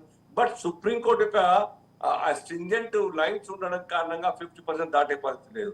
ఒకే ఒక స్టేట్ తమిళనాడు నడుస్తున్నది, అక్కడ పెరిగింది, 69% పెరిగింది. అప్పుడు షెడ్యూల్ 9th షెడ్యూల్ ప్రకారంగా వాళ్ళు క్లెయిమ్ తీసుకున్నారు తప్ప మిగతా చోట్ల ఇక్కడ అదే కాంగ్రెస్ ఎందుకు ఇవ్వలేకపోయింది? 10% ఆంధ్రప్రదేశ్ లో వైఎస్ గారు ఇస్తానప్పుడు ప్రామిస్ చేసి అమలు చేసి ఎందుకు అయింది? అది 4% ఎందుకు కుదించబడ్డది? 50% బియాండ్ అవుతుంది కాబట్టి అది కోర్టులో ఉంది ఇప్పటికున్నాను. సో మేము మాతో కాంతి ప్రామిస్ చేయం, మీతో కానిది ప్రామిస్ చేయరు, కానీ మీరు పూర్తిగా అగెనెస్ట్ గా ఉన్నటువంటి ఒక అంశానికి మాత్రం మీరు హామీలు ఇచ్చేస్తారు. ఎక్కడైతే రైతు రుణమాఫీకి మీరు వ్యతిరేకంగా ఉన్నారో ఈసారి హామీల్లో మాత్రం రైతు రుణమాఫీ చేస్తామని బీజేపీ చెప్పింది. దీన్ని ఎలా చూడాలి? ఒకటి చెప్తా, శ్రీనివాస్ గారు అడుగుతాను. మహారాష్ట్ర ఎన్నికల్లో ఆ రాష్ట్ర ఆర్థిక పరిస్థితి మీదకి ఆ రాష్ట్ర భారతీయ జనతా పార్టీ ఆ రైతుల్ని గత అనేక రోజులుగా కష్టాల్లో ఉన్నటువంటి, నష్టాల్లో ఉన్నటువంటి ఒక రైతుని ఆదుకోవడం కోసం వ్యవసాయం దండగా అనే ఒక ఆలోచన వచ్చి బయటకు వచ్చి వ్యవసాయాన్ని ప్రేమించి వ్యవసాయం పెంచాలా, వ్యవసాయం ఇంకా సంఖ్య పెంచాలనే ఉద్దేశం, ఎంకరేజ్ చేయాలనే ఉద్దేశంతోనే అక్కడ చేసి ఉంటారు మహారాష్ట్ర కేంద్ర పార్టీ కాదు. మరి మిగతా రాష్ట్రాల్లో రైతులందరూ చాలా సుభిక్షంగా ఉన్నారా? ఎక్కడున్నారండి? నార్త్ ఇండియాలో రైతుల పెద్ద ఉద్యమం వస్తే తప్పుడు హామీలు ఇచ్చి వాళ్ళు విరమింపజేశారు. ఇవాటికి కూడా హామీలు అమలు జరగల. ఎంఎస్పీని చట్టబద్ధం చేస్తామని చెప్పారు, అది అమలు జరగల. ఇవాటికి మళ్ళీ సిద్ధపడుతున్నారు. హర్యానా ఉండండి సార్ ఒక్క నిమిషం. హర్యానా, పంజాబ్ ప్రాంతాల్లో, యూపీ ప్రాంతాల్లో రైతులు మళ్ళీ ఒక పెద్ద ఉద్యమానికి సిద్ధమవుతున్నారు. సిద్ధం కండి. మీరు ఏం ప్రామిసులు చేసి రైతులకు ఇచ్చిన హామీలు నెరవేర్చారో చెప్పండి. రైతు ఆత్మహత్యలు జరిగాయి. రైతు ఆత్మహత్యల్ని ఎవ్వరం కూడా సపోర్ట్ చేసేది ఉండదు. దాన్ని చాలా సింపతితో చాలా మనం ఆ సార్ తెలిపాల్సిన ధైర్యం ఇవ్వాల్సింది, రైతులు అట్లా చేసుకోవద్దని చెప్పేసి. అయితే ఆ మార్పు, వ్యవసాయ రంగంలో మార్పు కోసం మేము మొదలుపెట్టిన మా ప్రయత్నం 1000 రూపాయల యొక్క రేట్ ఉంటే 1040 రూపాయలకు 1000 వడ్ల ధర ఉంటే మేము 2300 ఇప్పుడు నడుస్తా ఉన్నది. ఇంకా ఆయా రాష్ట్రాలు, బీజేపీ పాలిత రాష్ట్రాలు కూడా 500, 800 ఇట్లా మేము ఇన్సెంటివ్ గా బోనస్ ఇస్తా ఉన్నాం. మరి 23 పంటల మీద ఎంఎస్పి రేట్లు పెంచి వ్యాపారస్తులు ఆ ఎంఎస్పి ధర ద్వారానే కొనాలని చెప్పేసి ఇచ్చి రైతులకు అండగా నిలవాలని చెప్పేసి చేసే మా ప్రక్రియ హర్షణీయం కాదు. ఆ సపోర్టివ్ పెట్టడం. అలాగే ఈ యొక్క వ్యవసాయ రంగంలో అనేక విషయాల మీద రీసెర్చ్, దానికోసం ఫండింగ్, దాని ద్వారా సైంటిస్టుల ద్వారా ఆయా రైతులకు ఆయా పంటల మీద ఈళ్లు పెంచే ప్రయత్నం లేదా నష్ట నివారణ ప్రయత్నం, ఈ ఈళ్లకు ధర వచ్చేటువంటి ప్రయత్నం చేసేది, ఎక్స్పోర్ట్ పెంచే ప్రయత్నం మా హయాంలో జరిగింది. ఎవరు చేయలేకపోయినారు, కాంగ్రెస్ సర్కార్ చేయలేకపోయింది. గత 10 సంవత్సరాలు మస్తాన్ గారు మీతో మాట్లాడతారు. మస్తాన్ గారు రేట్లు పెరిగినాయి, పెట్రోల్ 100 రూపాయలకి వెళ్ళింది, క్రూడ్ ఆయిల్ తగ్గినా ఒక్క నిమిషం బాజీ గారు ఒక్క నిమిషం. మస్తాన్ గారు మాట్లాడండి. కాంగ్రెస్ బీజేపీ ప్రతినిధులు మాట్లాడింది విన్నామండి. నిజానికి ఎన్నికలు సంక్షేమం ప్రాతిపదిక మీద జరగట్లేదండి, మేనిఫెస్టో ఆధారంగా జరగట్లేదు. ఈ దేశ ప్రజల్ని 2 వర్గాలుగా విభజించాలి, ఒక ఎమోషనల్ బేస్ మీదుగా ఎన్నికలు జరుగుతున్నాయి. గతంలో అటల్ బిహారీ వాజ్పేయి ప్రభుత్వం రాజ్యాంగాన్ని మారుస్తామని కమిటీ వేసింది. ఆ తర్వాత ఈ దేశంలో కేంద్ర ప్రభుత్వం సమగ్ర వ్యవసాయ విధానం ఏది తీసుకురాలేదండి. రెండు ప్రభుత్వాలు చేయలేదు. తద్వారా ఈ రోజటికి వ్యవసాయానికి సపోర్ట్ ప్రైస్ గురించి మాట్లాడుతున్నారే తప్ప గిట్టుబాటు ధర, రైతులు పండించడం కోసం అయినటువంటి ఖర్చు ఎంత, అమ్మగా వాళ్ళకు వస్తున్నది ఎంత అనేటువంటి అంశాలపైన సమగ్ర వ్యవసాయ విధానం ఏమిది రాలేదండి. 3 నల్ల చట్టాలను తీసుకొచ్చిన తర్వాత పంజాబ్, హర్యానా రైతులు ఢిల్లీ కేంద్రంగా ఎముకలు కొరికే చలిలో వాళ్ళు చేసినటువంటి ఆందోళన, వందల మంది రైతుల బలిదానాల తర్వాత నరేంద్ర మోడీ ప్రభుత్వం ఆ చట్టాలను వాళ్లకు క్షమాపణలు చెప్పి వెనక్కి తీసుకున్నదండి. అంటే అట్లాంటి ఈ చట్టాలను ముందు ఎందుకు తీసుకొచ్చినారు, అంతమంది రైతుల చావులకు ఎందుకు కారణమైంది, అది కూడా బీజేపీ చెప్పాల్సినటువంటి అవసరం ఉందండి. 50% రిజర్వేషన్ గురించి మాట్లాడేటప్పుడు ఈడబ్ల్యూఎస్ రిజర్వేషన్ 3% ఉన్నటువంటి అప్పర్ కాస్ట్ కు 10% రిజర్వేషన్ ఇచ్చారండి. ఇది రాజ్యాంగ స్ఫూర్తికి వ్యతిరేకం అండి. పేదలకు రిజర్వేషన్ కాదండి, అంబేద్కర్ గారు రాసింది సామాజిక వెనకబాటుతనానికి మాత్రమే రిజర్వేషన్ ఉంటది. ధనికులు పేదలు కాదండి, ప్రతి కులాల్లో ధనికులు పేదలు ఉంటారు. ధనికులకు పేదలకు కాదు, వాళ్ళ పట్ల జరిగిన సామాజిక వివక్షకు వ్యతిరేకంగా రిజర్వేషన్ వచ్చింది. అక్కడ 10% రిజర్వేషన్ రాగలిగినప్పుడు కేంద్రంలో మరి రాష్ట్రాల్లో ఎందుకు రావట్లేదండి? ఒక సమగ్రమైనటువంటి విధానం లేదండి. అట్లానే మనకు తర్వాత ఎట్లాంటి టెర్రరిస్ట్ యాక్టివిటీస్ కానీ లేవు, చాలా పూర్తి శాంతి భద్రతలు ఉన్నాయన్నారండి. పుల్వామా దాడి ఏందండి, పుల్వామా దాడిలో ఎంతమంది మనం జవాన్లను కోల్పోయామండి. తర్వాత పఠాన్ కోట్ మీద జరిగినటువంటి టెర్రరిస్ట్ అటాక్ ఏంటండి, అంటే ఇక్కడ కూడా జరిగినాయండి. కాకపోతే వీటి మీద చర్చ జరగట్లేదు. ఎన్నికలు అనేటివి సంక్షేమం అనేటువంటి ప్రాతిపదికన కాకుండా, ఆ పార్టీలు ఇచ్చినటువంటి హామీల ప్రాతిపదికన కాకుండా, ఆ పార్టీల మేనిఫెస్టో ప్రాతిపదికన కాకుండా కేవలం రెండు వర్గాలుగా దేశ ప్రజలను విభజించి నువ్వు ఇటు ఉంటావా అన్నట్టుగా ఎన్నికలు జరుగుతున్నాయి. ఇది దేశానికి ప్రమాదకరం అండి. ఈ దేశంలో అన్ని కులాలు, అన్ని మతాలను కలిపి ఉంచే రాజకీయ పార్టీలు అవసరం ఉందండి ఈ దేశానికి. ఈ దేశాన్ని మత ప్రాతిపదికన ప్రజల్ని విభజిస్తే జరిగేటువంటి ప్రమాదము మామూలుగా ఉండదండి. మనం చాలా దేశాల్లో చూసాం, శ్రీలంకలో చూసాం, మొన్న అంతకుముందు సిరియాలో చూసాం. అంతర్విద్యాలు వస్తే దేశాలు ఏమైపోయినాయి. 2nd లార్జెస్ట్ పాపులేషన్ ముస్లిమ్స్ ఈ దేశంలో ఉన్నారండి. కాబట్టి ఈ దేశంలో ఇంత అత్యధికంగా ఉన్నటువంటి అన్ని కులాలు, అన్ని మతాలు కలిపి, అంటే భిన్నత్వంలో ఏకత్వం అండి ఈ దేశం. ఈ దేశంలో ఉన్నటువంటి అన్ని కులాలు, అన్ని మతాలను ప్రజలుగా, భారతీయులుగా గుర్తించి అందరికీ సమానమైనటువంటి న్యాయాన్ని పంచినప్పుడే సమగ్రంగా దేశం అభివృద్ధి జరుగుతుంది. అట్లనే ఈ దేశానికి 100కి 70 మంది ఆధారపడి ఉన్నటువంటి ప్రొడక్షన్ ఇది వ్యవసాయం అండి. ఈ దేశంలో ప్రొడక్టివిటీ ఉన్నది. కేవలం సేవా రంగం, ఐటీ వైపు మాత్రమే దేశం పోతుంది. ఏదైతే ఆర్టిఫిషియల్ టెక్నాలజీ డెవలప్ అవుతుందో ఐటీ భవిష్యత్తులో దెబ్బతినే ప్రమాదం ఉందండి. ఐటీ అన్నం పెట్టదండి.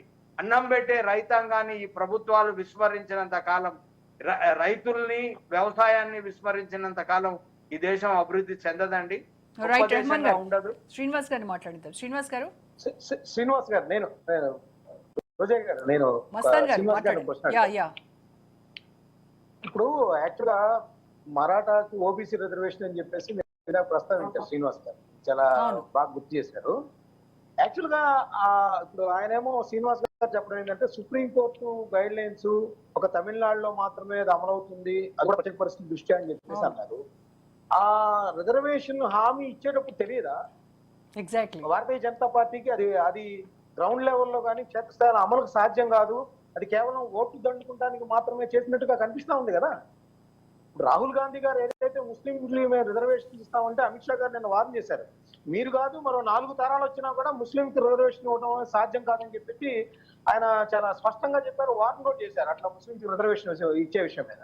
అట్లాంటప్పుడు మరఠ్వాడాలకు కూడా ఎట్లా రిజర్వేషన్ ఇస్తారు అంటే కేవలం మహారాష్ట్ర ఎన్నికలు దృష్టిలో పెట్టుకుని గతంలో వాళ్ళు ఇచ్చి ఆ ఓట్లు దండుకొని అధికారం రాగానే దాన్ని మర్చిపోయారు. ఇంకొకటి మతతత్వ పార్టీ అంటున్నారు. ఇప్పుడు మణిపాల్కి సంబంధించి మణిపూర్కి సంబంధించి ఏంటి జరుగుతుంది, అది ఎందుకు రిపీటెడ్ గా అక్కడ కమ్యూనల్ వైలెన్స్ జరుగుతా ఉందని ఎందుకు అరికట్టలేకపోతా ఉన్నారు? రెండోది రామ మందిరానికి సంబంధించి ఏదో దేశ ప్రజలందరికీ సంబంధించిన అంశమైనట్లుగా మీరు ఎందుకు ప్రజల్లో తీసుకెళ్తున్నారు? ఒక సెక్యులర్ అని మీరు చెబుతూనే ఈ విధమైన ఎందుకు చేస్తా ఉన్నారు? ఇవన్నీ కూడా ప్రజలకు ఆన్సర్ చెప్పాల్సిన అవసరం ఉందనేది నేను చెప్తాను శ్రీనివాస్ గారు. ఓకే శ్రీనివాస్ గారు, ఒకటి భారతీయ జనతా పార్టీ ఎన్నడూ కూడా మతం పేరు మీద రెచ్చగొట్టి లబ్ధి పొందాలని ఎప్పుడు ప్రయత్నం చేయలేదు. కానీ ఈ దేశ ప్రజలందరినీ కూడా ఐక్యంగా ఉంచాలి. దేశంలో వేరే మతాలుగా ఉన్నటువంటి వారు ఈ దేశ సంస్కృతిని గౌరవించేటువంటి ఒక ఆలోచన కలగాలి. అది చాలా clear cut stand Bharatiya Janata party. ఈ బీజేపీ ఇంట్లో పుట్టింది లేదు హిందుత్వం, ఆర్ఎస్ఎస్ ఇంట్లో పుట్టిన హిందుత్వం. ఈ దేశం సనాతనంగా ఉన్నటువంటి దాన్ని ముందు తరాలకు అందించాల్సిన బాధ్యత మనది. ఇలా విదేశాల్లో ఉన్నటువంటి ఒక సంస్కృతి పట్ల ఆ దేశం పోయి మాట్లాడమని చెప్పండి, ఆ దేశంలో ఆ సంస్కృతి వ్యతిరేకంగా ప్రభుత్వాలకు వ్యతిరేకంగా ఉండనిస్తారా? అక్కడ చైనాలో ఉండనిస్తారా? ఇక్కడ కమ్యూనిస్ట్ ఎందుకు మాట్లాడు చైనా గురించి? ఆ రకంగా ఏ దేశమైనా ఆ దేశంలోని సంస్కృతి సాంప్రదాయాన్ని పరిరక్షించుకుంటారు. దానికి సంబంధించినటువంటి మినిస్ట్రీస్ కూడా ఇస్తారు పోర్ట్ఫోలియో. ఇది అర్థం చేసుకోండి. ఇక్కడ కావాలని ఒకసారి మత విభజన జరిపింది ఎవరు? కాంగ్రెస్ పార్టీ. మళ్ళా ఇక్కడనే ఉండనిచ్చేటట్టు అవకాశం ఇచ్చింది ఎవరు? కాంగ్రెస్ పార్టీ. ఇక్కడ జరుగుతున్నటువంటి ఒక 80% ప్రజల మీద, హిందువుల మీద జరిగే దాడుల మీద ఎన్నడూ ఖండించరు. కాశ్మీర్ లో జరిగిన నర మీద గురించి ఎన్నడూ ఇక్కడ సోకాళ్ళు సెక్యులరిస్ట్ అని చెప్పుకునే వాళ్ళు ఎప్పుడు మాట్లాడరు. కాంగ్రెస్ పార్టీ మాట్లాడదు. కానీ ఎక్కడో ఒక చోట హిందువు ఒక మైనారిటీ మీద కొట్టాట అయితే దేశం మొత్తం నాయకులు బీజేపీకి వ్యతిరేకంగా లైన్ కట్టి అక్కడ ప్రోగ్రాంకి వస్తారు. ఇది న్యాయమా? అమ్మాయిల్ని అజ్మీర్ దర్గాలో 100 మంది అమ్మాయిల్ని ఆ యొక్క చిస్తీ కమిటీ వాళ్ళు ఏ రకంగా ఆ అమ్మాయిల్ని చెరిపేస్తా ఉన్నారు, అది బయటకు వచ్చినా కానీ ఎన్నడూ కూడా ఎవరు మాట్లాడరే. ఆ మతం పేరు మీద ఆ అమ్మాయిల్ని ఏ రకంగా అన్యాయం చేస్తున్నారు, అఘాయితాలు పాపడుతున్నారు, ఎప్పుడు మాట్లాడరు. మేము మాట్లాడితే మతం మాదులు, మీరు ఎవరు సపోర్ట్ చేయరు. ఒక అమ్మాయి అరెస్ట్ చేస్తే మీద అరెస్ట్ చేస్తే గందరగోళం చేస్తారు. కానీ వేల మంది హిందువుల్ని ఊచకొత్త కోస్తా ఉంటే, నరమేనం చేస్తా ఉంటే, రేపులు చేస్తా ఉంటే ఏం మాట్లాడు? శ్రీనివాస్ గారు, ఇప్పుడు మీరు చెప్పినటువంటి సోకాల్డ్ సంఘటనలపై ఏ పార్టీ కూడా స్పందించలేదా? ఇప్పటి వరకు ఏ పార్టీ స్పందించలేదనేదా మీ వాదన? ఎక్సెప్ట్ భారతీయ జనతా పార్టీ హిందువులకు జరిగేటువంటి గాయతల మీద ఎవ్వరు మాట్లాడలేదు. బాజీ గారు మీరు స్పందించాలి. చెప్పండి. కాశ్మీర్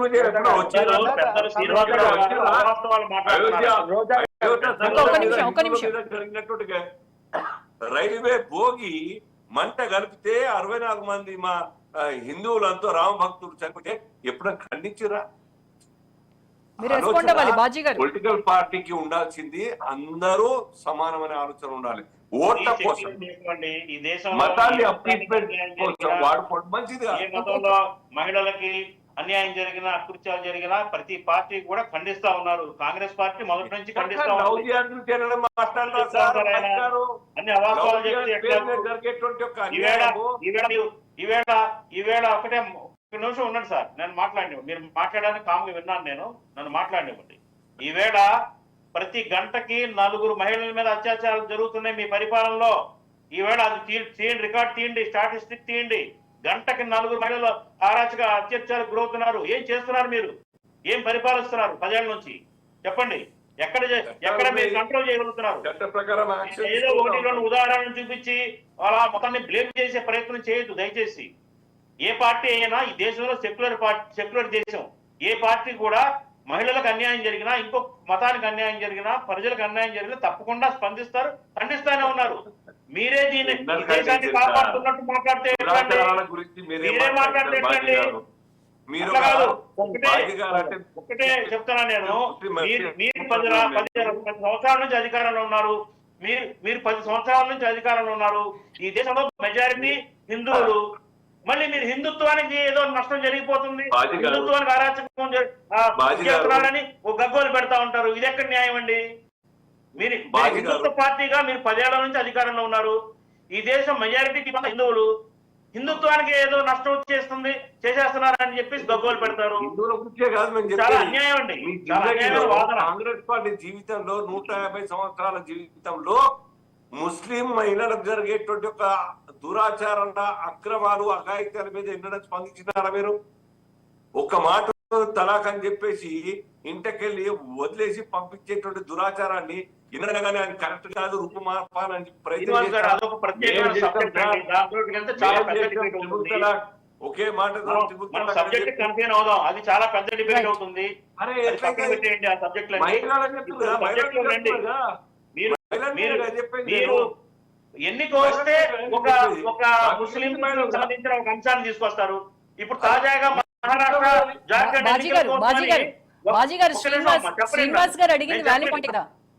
నా మెసేజ్ చెప్పనండి.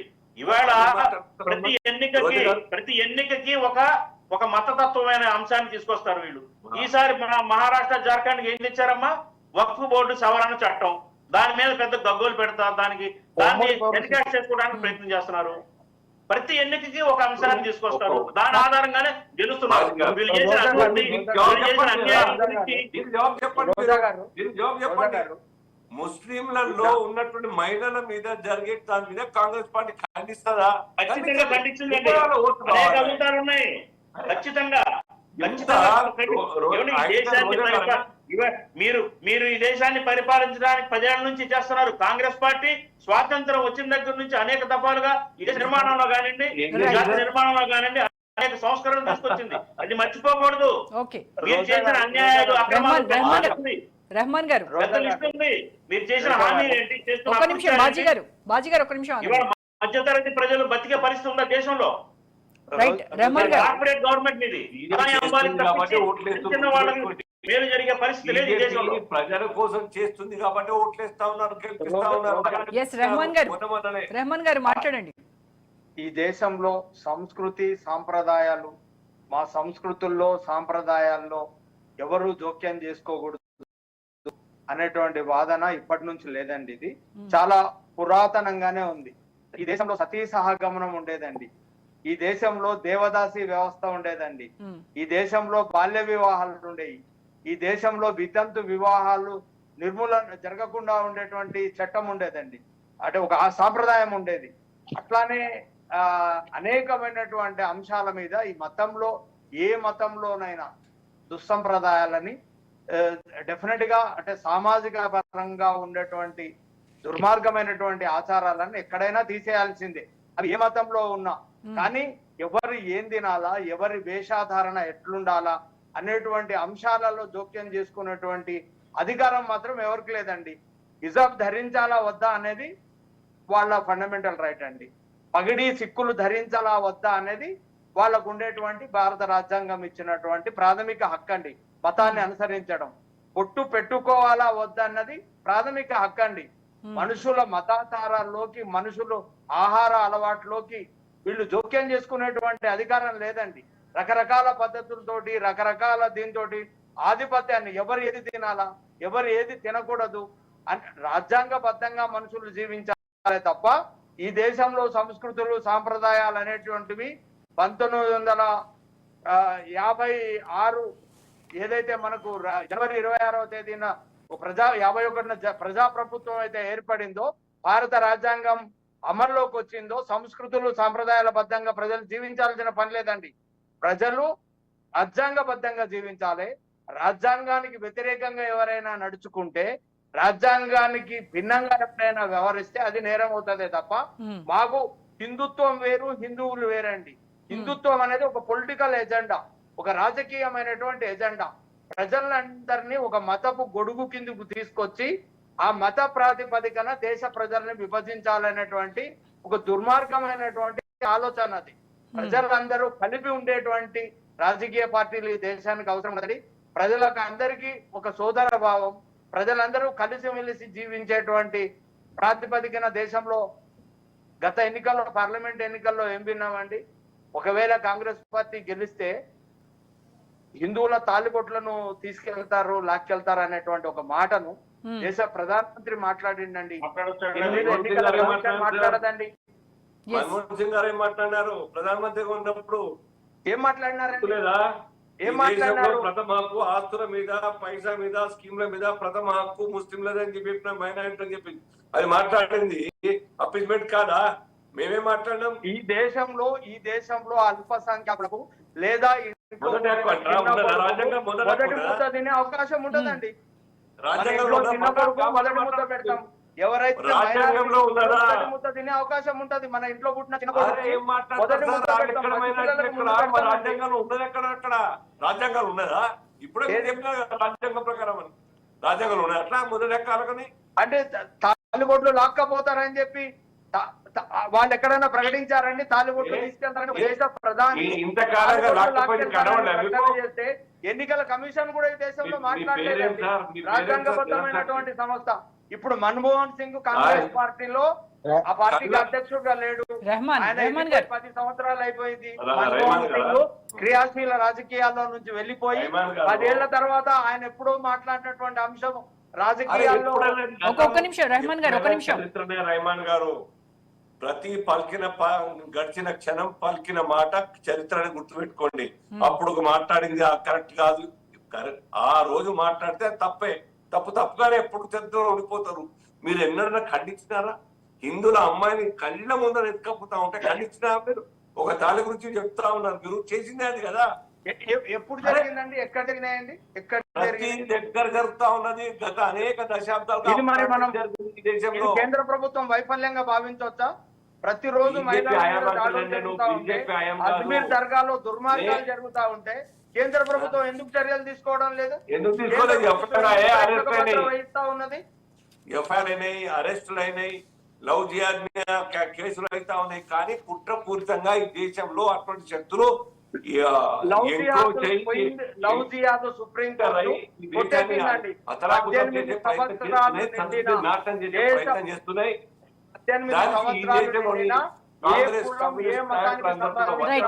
పెళ్లి చేసుకోవచ్చండి. హిందూ అమ్మాయి ముస్లిం అబ్బాయిని చేసుకోవచ్చు, ముస్లిం అబ్బాయి హిందూ అమ్మాయిని చేసుకోవచ్చు. ఎవరినైనా పెళ్లి చేసుకోవచ్చు అండి. రాజ్యాంగంలో 18 ఏళ్ళు పూర్తయినటువంటి ఏ మతస్థులైనా ఎవరినైనా చేసుకోవచ్చు. ముస్లిం అమ్మాయి హిందూ అబ్బాయిని చేసుకోవచ్చు. రెహమాన్ గారు బంగ్లాదేశ్ నుంచి వచ్చే ముస్లింస్ ఏ రకంగా ఆ బంగాల్లో కావచ్చు, లేకుంటే నిన్నదాకా అస్సాంలో కావచ్చు, ఇప్పుడు జార్ఖండ్ లో కావచ్చు, చాలా ప్లాన్ ప్రకారం పకడ్బందీగా చొరబడి అక్కడి హిందూ ట్రైబల్ అమ్మాయిలు పెళ్లి చేసుకొని ఆ యొక్క ఫలాలంతా కూడా వారి భార్య పేరు మారినా, మతం మార్చుకున్నా, ఎస్టీ గారిని చూపిస్తూ రిజర్వేషన్ పేరు మీద సర్పంచ్ అవుతారు, ఎమ్మెల్యేలు అవుతారు.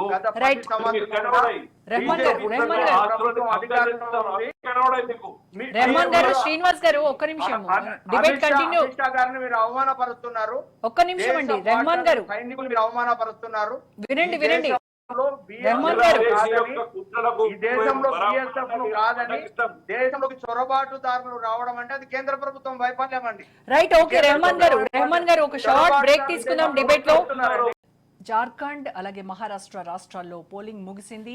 ఇండియా కూటమి, ఎన్డీఏ కూటమి ఏ పార్టీ అధికారం కైవసం చేసుకోబోతోంది? అలాగే వివిధ సర్వే రిపోర్ట్లు ఇచ్చినటువంటి ఎగ్జిట్ పోల్స్ మనం ఇప్పటివరకు ఒకసారి చూద్దాము. చాణక్య స్ట్రాటజీస్ చూస్తే జేఎంఎం పార్టీకి 43 నుంచి 45 వరకు, బీజేపీకి 36 నుంచి 38, అదర్స్ 2 నుంచి 3 సీట్లు కైవసం చేసుకుంటారని చెప్తున్నారు. అలాగే ఎస్సీఎస్ గ్రూప్ జేఎంఎం 42, బీజేపీకి 37, అదర్స్ 2. అలాగే జార్ఖండ్లో చూస్తే మ్యాట్రైజ్ సర్వే ఇచ్చినటువంటి సర్వే ప్రకారం ఎన్డీఏ 150 నుంచి 170 సీట్లు, ఇండియా కూటమికి 110 నుంచి 130 వరకు, అదర్స్ 8 నుంచి 10 స్థానాలు కైవసం చేసుకోబోతుందని చెప్తున్నారు. ఇక అలాగే జార్ఖండ్లో పీపుల్స్ పల్స్ ఇచ్చినటువంటి సర్వే చూస్తే ఎన్డీఏకు 42 నుంచి 48 స్థానాలు, జేఎంఎం 16 నుంచి 23, అదర్స్ 8 నుంచి 14. అలాగే జార్ఖండ్ రాష్ట్రంలో న్యూస్ 18 సర్వే ఇచ్చినటువంటి ఫలితాలు చూస్తే ఎన్డీఏ కూటమికి 42 నుంచి 47, జేఎంఎం 25 నుంచి 30, అదర్స్ 1 నుంచి 4 స్థానాలు కైవసం చేసుకుంటున్నట్టు తెలుస్తోంది. రైట్, ఇక మనం డిబేట్లోకి వెళ్ళిపోదాం. డిబేట్లో పార్టిసిపేట్ చేస్తున్నారు బాజీ గారు, కాంగ్రెస్ సీనియర్ నాయకులు, అల్జాపూర్ శ్రీనివాస్ గారు, బీజేపీ సీనియర్ నాయకులు, అలాగే మస్తాన్ రావు గారు సీనియర్ జర్నలిస్ట్, రెహమాన్ గారు senior journalist. Welcome back to our debate అండి. రైట్, మనము బాజీ గారితో మాట్లాడదాం. బాజీ గారు, ఇప్పటివరకు చూస్తే సరే హామీలు ఏ హామీలు ఏ పార్టీని నిల్చోబెడతాయన్నది మరికొద్ది రోజుల్లో తేలిపోబోతోంది. అయితే మీరు ఎస్పెషల్లీ కాంగ్రెస్ పార్టీ ఇచ్చినటువంటి హామీల్లో ప్రధానంగా చూస్తే మీకు అచ్చొచ్చేటువంటిది అలాగే హెల్ప్ అయ్యేటువంటి హామీలు ఏంటి? జనాలు ఎక్కువగా ఏ హామీల్ని నమ్మారు అనేది మీరు అనుకుంటున్నారు? ఇచ్చిన హామీ ఒకటి, రైతులకి రుణమాఫీని మేము నమ్ముతున్నామండి. ఎందుకంటే రైతాంగం మహారాష్ట్రలో గ్రామీణ ప్రాంతంలో ఉన్న రైతాంగం చాలా దీనస్థితిలో ఉన్నారు. గిట్టుబాటు ధరలు లేవు. ముఖ్యంగా కేంద్రం విధానాల వల్ల ఏంటంటే ఈ ఎంఎస్పి ప్రాపర్ గా లేకపోవటం, గిట్టుబాటు ధరలు రైతులు రాకపోవటం, సబ్సిడీలు ఫెర్టిలైజర్స్ కి కానీ సీడ్స్ కానీ ఇవ్వకపోవటం, ఇలాంటి కారణాల వల్ల ఏ పంటకి కూడా ఇవాళ గిట్టుబాటు అయ్యే పరిస్థితి లేదు. అరకొర ఎంఎస్పీలతోటి, చట్టబద్ధత లేని ఎంఎస్పీలతోటి ప్రభుత్వం కేంద్రం కాలయాపన చేస్తుంది. ఎందుకంటే వ్యవసాయ రంగానికి సంబంధించిన రాయితీలన్నీ కూడా కేంద్రం నుంచే రావాలి. ఆ కేంద్రం టోటల్ గా రైతాంగానికి హెల్ప్ చేసే విషయంలో ఫెయిల్ అయిపోయింది. కాబట్టి ఏంటంటే రైతులకి చాలా అప్పుల్లో ఉన్నారు. అనేక బ్యాంకుల ద్వారా కానివ్వండి, ప్రైవేట్ రంగంలో కానీ అప్పుల్లో ఉన్నారు. కాబట్టి ఏంటంటే రుణమాఫీ అన్న ఒక హామీ చాలా హెల్ప్ఫుల్ అవుతుంది ఫార్మర్స్ కి. కాబట్టి మేము గ్రామీణ ప్రాంతంలో మాకు ఎక్కువగా పోలు రైతాంగం నుంచి మంచి ఫేవరబుల్ రెస్పాన్స్ వచ్చిందని నేను భావిస్తా ఉన్నాను. అట్లాగే మహిళలకు ఇచ్చిన హామీలు కానివ్వండి, అట్లాగే ఉద్యోగ భద్రత కానివ్వండి, ఇవన్నీ కూడా మాకు హెల్ప్ఫుల్ అవుతాయని నేను అనుకుంటున్నాను. సో మహిళలు, యువత, రైతులు వీళ్ళకి చేసినటువంటి హామీలు మిమ్మల్ని గెలుపు వైపు నడిపిస్తాయని మీరు అనుకుంటున్నారు. Right, okay. మస్తాన్ గారితో మాట్లాడదాం. మస్తాన్ గారు, ఇళ్లగానే పండగ కాదన్నట్టుగా పొత్తులు కుదుర్చుకోవడంతో ఓకే రేపు ఏ పార్టీకి అధికారంలోకి వచ్చినప్పటికీ కూడా ఈ కూటమి అధికారం కైవసం చేసుకుంది.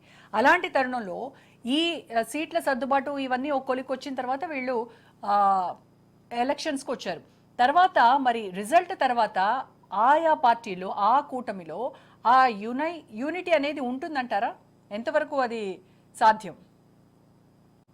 ఇప్పుడు మీరు అడిగిన ప్రశ్నకి సమాధానం ఏంటంటే, ఇప్పుడు మహారాష్ట్రలో ఏవైతే అధికారంలో ఉన్నాయో అధికారం కోసం ఏ విధంగా వాళ్ళ కుటుంబంలో చీలికలు తెచ్చి అధికార పీఠాన్ని అధిరోహించారనేది మనం ఇక్కడ చూసాం. అందుకే అడుగుతున్నాను. గవర్నమెంట్ లోనే, ఇప్పుడున్న గవర్నమెంట్ లోనే చూసాం.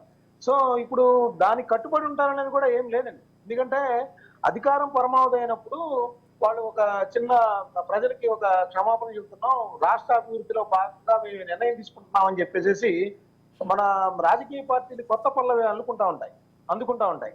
ఏంటంటే అధికారం అనేది పాయింట్. ఇక్కడ పొల్యూషన్ గవర్నమెంట్స్ లో ఎప్పుడు కూడా ఎవరికి కోపం వచ్చినా కూడా దాని ప్రభావం ఆ ప్రభుత్వం మీద పడుతుంది. ఆ ప్రభుత్వం ఎప్పుడు కుప్పకూలిపోతుందో తెలియని పరిస్థితి ఉంటది. అందులో ఇప్పుడు మీరు గమనిస్తున్నట్టయితే శివసేన కావచ్చు, ఎన్సీపీ కావచ్చు, చూడండి శరద్ పవార్ కి అత్యంత సన్నిహితంగా ఉన్న బంధువు అయినప్పటికీ కూడా అజిత్ పవార్ గారు చేసింది ఏంది? అదేవిధంగా శివసేనకి సంబంధించి ఉద్ధవ్ ఠాక్రే గారు కానీ, మరి షిండే గారు కానీ చూసినట్లయితే కేవలం అధికారం యాత్రగా కీలక పాత్ర వహిస్తుంది. కాబట్టి ఖచ్చితంగా ప్రజల తీర్పు అనేది వీటికి చెంపపెట్టులా ఉండాలి. ఎవరైతే ఈ అధికారం కోసం అరువులు చేస్తారో వాళ్ళని ఓడించాల్సిన పరిస్థితి కూడా ఉంది. మరి అది రిఫ్లెక్ట్ అయిద్దని నేనైతే అనుకుంటా ఉన్నా. ఎందుకంటే ప్రజలంతా గమనిస్తా ఉంటారు. ప్రధానంగా ఏంటంటే ఎప్పుడైతే అధికారం కోసం ఇప్పుడు మనకి ఇక్కడ 1984 లో జరిగినట్లు ఆ నాదెండ్ల భాస్కరరావు గారు అధికారం కోసం ఏ విధంగా ఎన్టీ రామారావుని గద్దెదించారో, ఆయన అమెరికా పర్యటన నుంచి రాగానే ఆయనకు మళ్ళీ 1985 లో తిరిగి ఎన్టీ రామారావు గారికి తిరుగులేని అధికారాన్ని అప్పచెప్పిన పరిస్థితి కూడా ఉంది. సో మహారాష్ట్రలో అయినా సరే మనం చూడాల్సింది ఏంటంటే ఇప్పుడు అక్కడ ఎన్సీపీ, శివసేన, బీజేపీ, కాంగ్రెస్ ఈ మాత్రమే ఉండే. యాక్చువల్ గా అంతకు ముందు అయితే కాంగ్రెస్ పార్టీలో భాగంగా ఉండేవాళ్ళు కాబట్టి శరద్ పవార్ గారు ఆయన కూడా అధికారం కోసం, ఆయన ఉనికి చాటుకోవడం కోసం ఆయన ప్రధానమంత్రి పదవిని ఆశించారు. సోనియా గాంధీ దానికి యాక్సెప్ట్ చేయకపోవడంతో ఆయన మళ్ళీ ఆయన సొంత కుంపుడు పెట్టారు. ఇక్కడ కూడా అంతే. జగన్మోహన్ రెడ్డి గారికి ఆ రోజు రాజశేఖర రెడ్డి గారు ముఖ్యమంత్రిగా చనిపోగానే జగన్మోహన్ రెడ్డి గారికి ఇచ్చినట్టయితే ఇక్కడ సొంత పరిస్థితి ఉండేది కాదు. అదేవిధంగా మన కేసీఆర్ గారు ఆ రోజు ఆయనకి సముచిత మంత్రివర్గంలో స్థానం కల్పించే ఉండేది కాదు. సో అధికారం అనేది పరమావధి.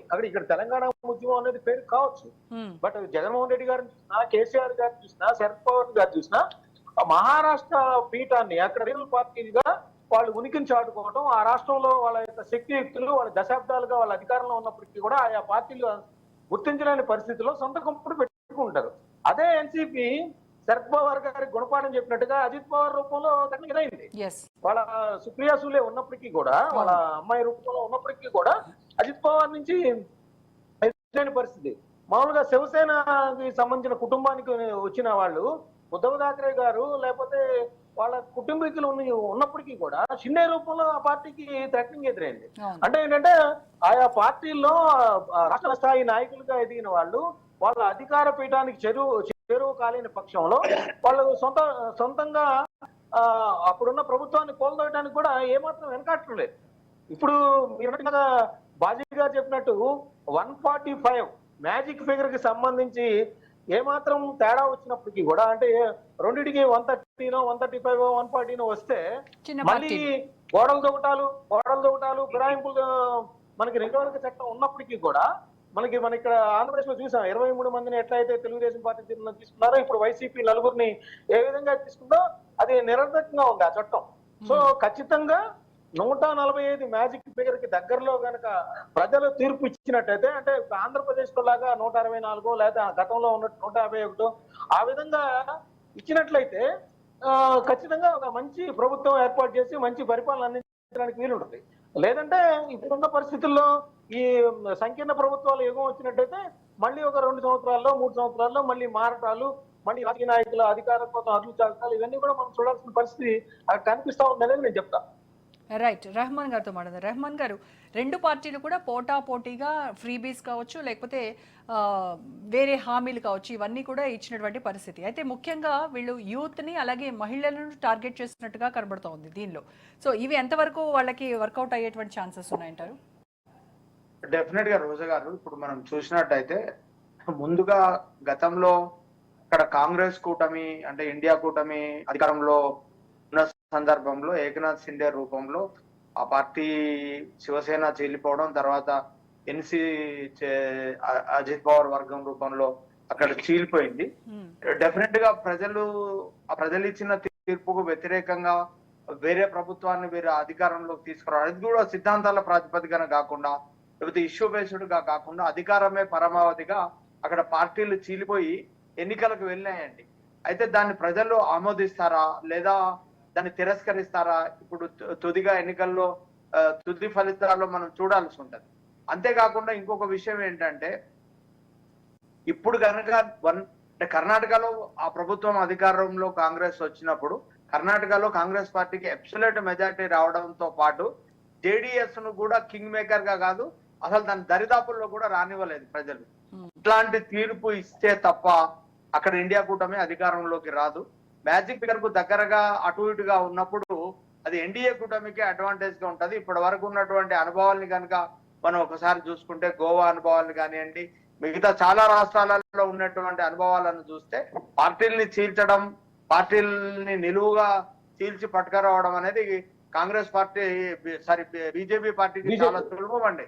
అదొక బ్రేక్ఫాస్ట్ లాంటి చిన్న పని వాళ్లకు. డెఫినెట్ గా 145 మ్యాజిక్ ఫిగర్ ను పూర్తి స్థాయిలో దాటితే అది కూడా 146, 147 ఉంటే కూడా సరిపోదండి కాంగ్రెస్ పార్టీకి. కర్ణాటకలో ఇటు తెలంగాణలో అధికారం వచ్చినట్టుగా వస్తే తప్ప ఆ పార్టీ కాంగ్రెస్ పార్టీ అధికారంలోకి వస్తుందని నేను అనుకోవట్లేదండి. అంటే ఇండియా కూటమి అధికారంలోకి వస్తుందని నేను అనుకోవట్లేదు. Okay, right. బాజీ గారు, మిమ్మల్ని కూడా అదే అడుగుతున్నాను.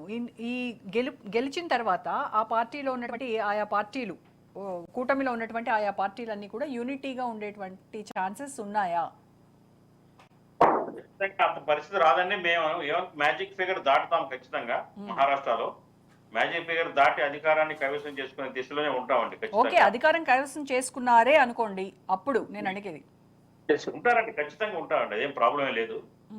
ఎందుకంటే ఇప్పుడు గత అనుభవాలు బేరీజ్ వేసుకొని ఖచ్చితంగా ఒక స్థిరమైన పరిపాలన, స్థిరమైన ప్రభుత్వాన్ని ఏర్పాటు చేసే దిశలోనే కాంగ్రెస్ అడుగులు వేస్తుంది. మిగతా పార్టీలతోటి కూడా సరైన అవగాహనతోటి, సరైన ఐకమత్యంతో ప్రభుత్వాన్ని స్థిరంగా ఏర్పరిచే దిశలోనే పనిచేస్తారు. ఓకే, శ్రీనివాస్ గారు, మీకు కూడా ఇదే ప్రశ్న అండి, యూనిటీకి సంబంధించి. భారతీయ జనతా పార్టీ ఐకమత్యంగా ఈ యొక్క మహాయుతితో కలిసి నడుస్తుంది. మాతోని నమ్మదగ్గ పార్ట్నర్షిప్ ఉన్నది కాబట్టి ప్రజలకు కూడా విశ్వాసం కలిగింది. మ్యాండేట్ మా పేరులో రాబోతా ఉన్నది. గతంలో లాగా మాతో పాటు పొత్తులో గెలిచి మాకన్నా తక్కువ సీటు గెలిచినట్టు శివసేన పార్టీ వాళ్ళ తండ్రి గారు ఉన్నప్పుడు, ఠాక్రే గారు ఉన్నప్పుడు నా జీవితంలో కాంగ్రెస్ నా దరి చేరనివ్వను, ఆ పరిస్థితి ఆ చర్చ వస్తే నా పార్టీని మొత్తం రద్దు చేసుకుంటానని చెప్పినటువంటి పార్టీ, అటువంటి పార్టీ పదవి కోసం కాంగ్రెస్ తో కలిసిన కారణంగా ఏక్నాథ్ షిండే గారు వారి యొక్క 45 మంది ఎమ్మెల్యేలు బయటికి వచ్చి వాళ్ళ పార్టీని రక్షించుకున్నారు. వీరిని ఉద్ధవ్ ఠాక్రే గారిని ఒరిజినల్ శివసేనగా గుర్తించిన court, constitution, election commission. So Eknath Shinde గారు వారి యొక్క ప్రమాణాలతో పాటుగా ముందుకు పోయి వారికి విశ్వాసం కలిగించినారు, ఆ పార్టీని నిలబెట్టుకున్నారు. కాబట్టి అటువంటి పార్టీ మాతో ఉన్నది. దాని తర్వాత మిగతా శరద్ పవార్ నుంచి విడిపోయి వాళ్ళ ఇంటర్నల్ ఆకాశం ద్వారా బయటకు వచ్చినారు. వారు అజిత్ పవార్ గారు కూడా మాతో ఉన్నారు. డెఫినెట్ గా మేము కంటిన్యూ చేస్తాం. వాళ్ళ ఇష్టం, వాళ్ళు ఎందరు ఉంటారు, ఎట్టుపోతారు, ఏమవుతారు, ఇవన్నీ కూడా దేశంలోని ఆయా రాష్ట్రాల్లో కూడా జరిగినటువంటి ఇన్సిడెంట్ చూస్తాం మనం. ఏ రకంగా పవర్ లేకుంటే 10 నిమిషాలు కూడా ఉండలేనటువంటి వాళ్ళు అనేక మంది ఆ పార్టీలో ఎమ్మెల్యేలు ఉన్నారు, ఎంపీలు ఉన్నారు, పార్టీలు మారుతా ఉన్నారు. సో అటువంటి వాళ్ళకి మేము చేయగలిగేది అక్కడి నుంచి బయటకు వస్తే ఎట్టుపోతారో చూద్దాం. కానీ డెఫినెట్ గా మా party we will form a stable government which will long last అన్నమాట. కంటిన్యూస్ గా 5 years ఇవ్వగలుగుతుంది. డెఫినెట్ గా సుపరిపాలన మా యొక్క లక్ష్యం. మహారాష్ట్ర ప్రజలకు, జార్ఖండ్ ప్రజలకు భారతీయ జనతా పార్టీ నేతృత్వంలో ఈ యొక్క ప్రభుత్వాన్ని మేము ముందుకు తీసుకెళ్తాం. సంపూర్ణంగా డెవలప్మెంట్ కోసం నడిపిస్తాం. ఓకే, బాజీ గారు, అయితే మీ కూటమి కనుక అధికారంలోకి వస్తే, కాంగ్రెస్ కూటమి అధికారంలోకి వస్తే సీఎం అభ్యర్థి ఎవరు అధిష్టానం నిర్ణయిస్తారండి అని ఎవరు అనుకుంటున్నారు? అంటే అసలు సీఎం అభ్యర్థి అని చెప్పే ఎలక్షన్స్ కి వెళ్లాల్సినటువంటి అవసరం ఉంటుంది నార్మల్ గా, కానీ ఇది దాటవేశారు. మరి ఇప్పుడైనా కూడా పార్టీలో చర్చ అయితే జరుగుతూ ఉంటుంది కదా? లేదండి, ఇంకా టూ ఎర్లీ కామెంట్ చేయడానికి. ఖచ్చితంగా అధిష్టానం గెలిచిన లెజిస్లేచర్స్ తోటి సమావేశం ఏర్పాటు చేసి లెజిస్లేచర్ యొక్క మెజారిటీ అభిప్రాయం ప్రకారమే జరుగుతుందండి ప్రజాస్వామ్యం మొత్తం. ఓకే, అంటే ఉద్ధవ్ ఠాక్రే ఉంటారా? అయి ఉండొచ్చండి, మనం ఇప్పుడే టూ ఎర్లీ మనం కామెంట్ చేయకూడదు. ఓకే, శ్రీనివాస్ గారు, మీరేం చెప్తారు సీఎం క్యాండిడేట్ విషయంలో? మేమైతే ఇప్పుడు ఈ ఎన్నికల్లో, మహారాష్ట్ర ఎన్నికల్లో అయితే ఏక్నాథ్ షిండే గారి నాయకత్వంలో ఎన్నికల్ని మేము ఫేస్ చేస్తాం. వచ్చిన మ్యాండేట్ మీదకెళ్ళి మా పార్టీలో ఎన్డీఏ గ్రూప్ కూర్చుంటది, మహాయుతి గ్రూప్ కూర్చుంటది. అందరి యొక్క ఇష్టం మేరకే ఒక నిర్ణయం తీసుకోవడం జరుగుతుంది. యాజ్ ఆఫ్ నౌ మేము ఏం చెప్పలేని పరిస్థితి. ఇప్పుడు ఈ మొత్తం కూటమి కూడా ఎటువంటి నిర్ణయం తీసుకోలేదు. బట్ ఏదైనా సమైక్యంగా ఉంటాం, ఎటువంటి డిస్ప్యూట్స్ లేకుండా ఉంటాం, పొరపక్షాలు లేకుండా ఉంటాం. మా యొక్క ప్లాన్ ఆఫ్ యాక్షన్ ప్రజలకు తెలుసు, మేము చేసిన పని కరెక్ట్ ఉంటుందని ఆ రకంగా ముందుకు పోతాం. ఎవరన్నది ఇంకో 2 రోజులు తెలుస్తుంది.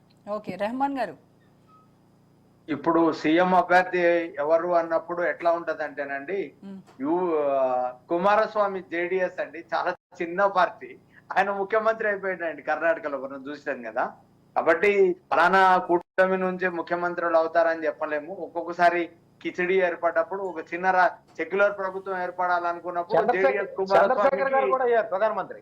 చంద్రశేఖర్ గారు కూడా ప్రధానమంత్రి అయ్యారు. దేవగౌడ గారు కూడా అయ్యారు కదా. అంటే మంత్రివర్గానికి సరిపడని చంద్రశేఖర్ గారు కూడా ప్రధానమంత్రి అయిపోయారు. కాబట్టి ప్రజాస్వామ్యం అనేది నంబర్ గేమ్ అండి. నంబర్ గేమ్ మీద ఆధారపడి ఉంటది ఎన్నికలు అనేది.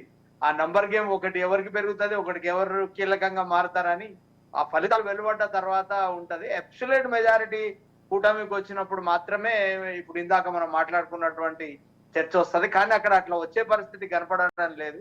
ఎగ్జిట్ పోల్ కూడా చాలా ఖచ్చితంగా ఏం చెప్పలేనటువంటి పరిస్థితుల్లో ఉన్నాయి అన్ని. ఇంకా రేపటి వరకు కనుక ఇండియా టుడే లాంటి సర్వే సంస్థలు అంటే కాస్త క్రెడిబిలిటీ ఉన్నది వాళ్ళకి. అట్లాంటి సంస్థలు వచ్చిన తర్వాత మనం పూర్తి స్థాయిలో మాట్లాడగలుగుతాం. ఇది డెఫినెట్ గా నంబర్ గేమ్ అండి.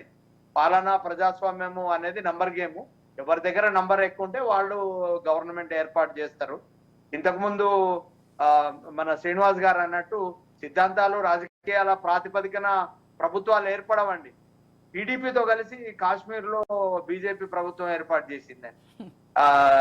మనకు పార్లమెంట్ మీద దాడి జరిగిన అఫ్జల్ గురును కాశ్మీర్ లో అసెంబ్లీలో పీడీపీ కీర్తించింది. అట్లాంటి రాజకీయ పార్టీతో కలిసి కూడా బీజేపీ పనిచేసిందండి. సిద్ధాంతాలు రాజకీయాల ప్రాతిపదికన పార్టీల కలయికలు ఉండవు. అధికారమే పరమావధిగా ఉంటది. అధికారంలో నంబర్ గేమే చాలా ఇంపార్టెంట్ అండి. ఓకే, మస్తాన్ గారు మీ అనాలిసిస్ ఏంటి సీఎం క్యాండిడేట్ విషయంలో? అంటే సీఎం క్యాండిడేట్ విషయంలో ఏంటంటే వాళ్ళకి వచ్చిన పార్టీ, ఆయా పార్టీలు ఇప్పుడు కాంగ్రెస్ పార్టీ 100 పోటీ చేసి ఉండొచ్చు, బీజేపీ ఎక్కువ సంఖ్యలో పోటీ చేసి 140 దాకా, నాకు తెలిసి 149 పోటీ చేసిందండి. కాంగ్రెస్ పార్టీ 101, శివసేన 95.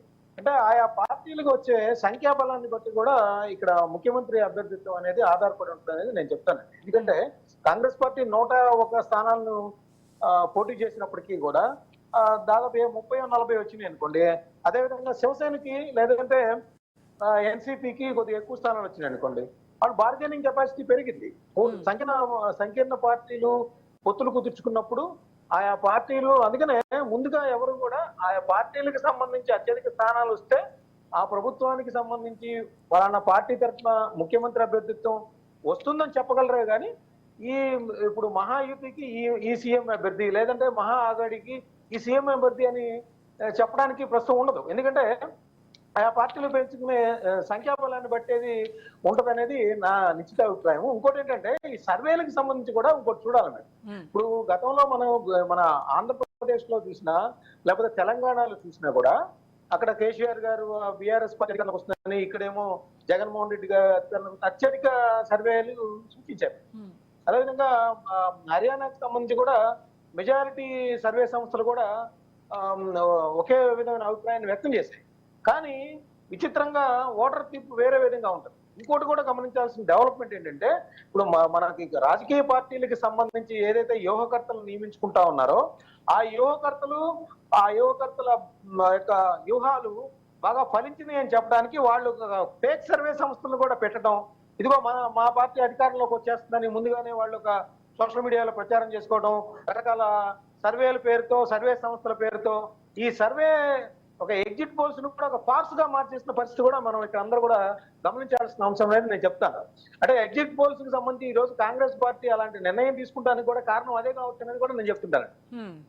రైట్, శ్రీనివాస్ గారు, అయితే ఈసారి పోలింగ్ పర్సంటేజ్ పెరగడం అనేది ప్రభుత్వ వ్యతిరేక ఓటు పెరిగింది అనేది ఇందాక బాజీ గారు చెప్పారు.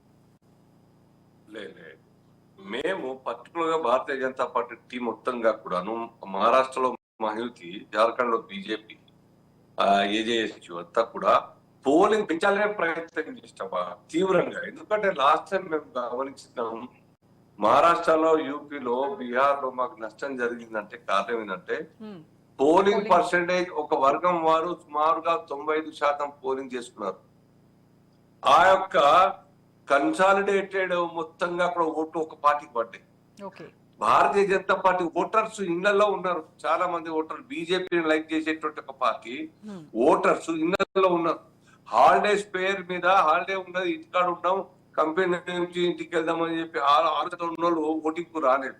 అటువంటి వాటి మేము చాలా దృష్టి సారించినాం. ఎట్టి పరిస్థితుల్లో 10 to 15% పోలింగ్ పెంచాలనే లక్ష్యంతో మేమంతా కూడా పనిచేయడం జరిగింది. ప్రతి కార్యకర్తకు ఒక లిస్ట్ తయారు చేసి ఆ 50 మంది పర్టికులర్ గా రావాలి, తీసుకురావాలి, బయట రాష్ట్రాల్లో ఉన్నా కానీ వాళ్ళని తీసుకురావాలి, పోల్ చేయించాలి, రిక్వెస్ట్ చేసి అని చెప్పేసి డెమోక్రసీ పరిరక్షణ కోసం ఎన్నికల పర్వం, ఎన్నికల యొక్క పెద్ద జాతి పండుగను ఉత్సాహవంతంగా ఇష్టంతో మరి పాల్గొనేటట్టుగా మేము ప్రజల్ని, అటువంటి యువ ఓటర్లను కూడా మేము చైతన్యం చేస్తాం. దాని కారణంగా పోలింగ్ పెరిగింది. ఆ బెనిఫిట్ మాకు డెఫినెట్ గా లాభిస్తుంది, మాకు విశ్వాసం. ఓకే, రెహమాన్ గారు మీరే ఉంటారు, ఎప్పుడైనా సరే పోలింగ్ శాతం పెరగడం అనేది ఎవరికి లాభకరంగా ఉంటుందంటారు?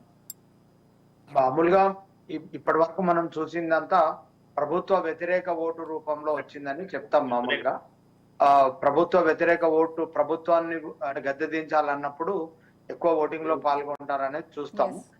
చాలా తక్కువ సార్లు అంటే ఆ ప్రభుత్వం గణనీయంగా పనిచేసి ఉంటే, అంటే 2018లో 2014 తర్వాత కేసీఆర్ గవర్నమెంట్ ను మళ్ళీ అధికారంలోకి తీసుకురావడానికి 2018 ఎన్నికల్లో ఎక్కువ పోలింగ్ జరిగిన అది అప్పటి టిఆర్ఎస్ కు అనుకూలంగా వచ్చింది.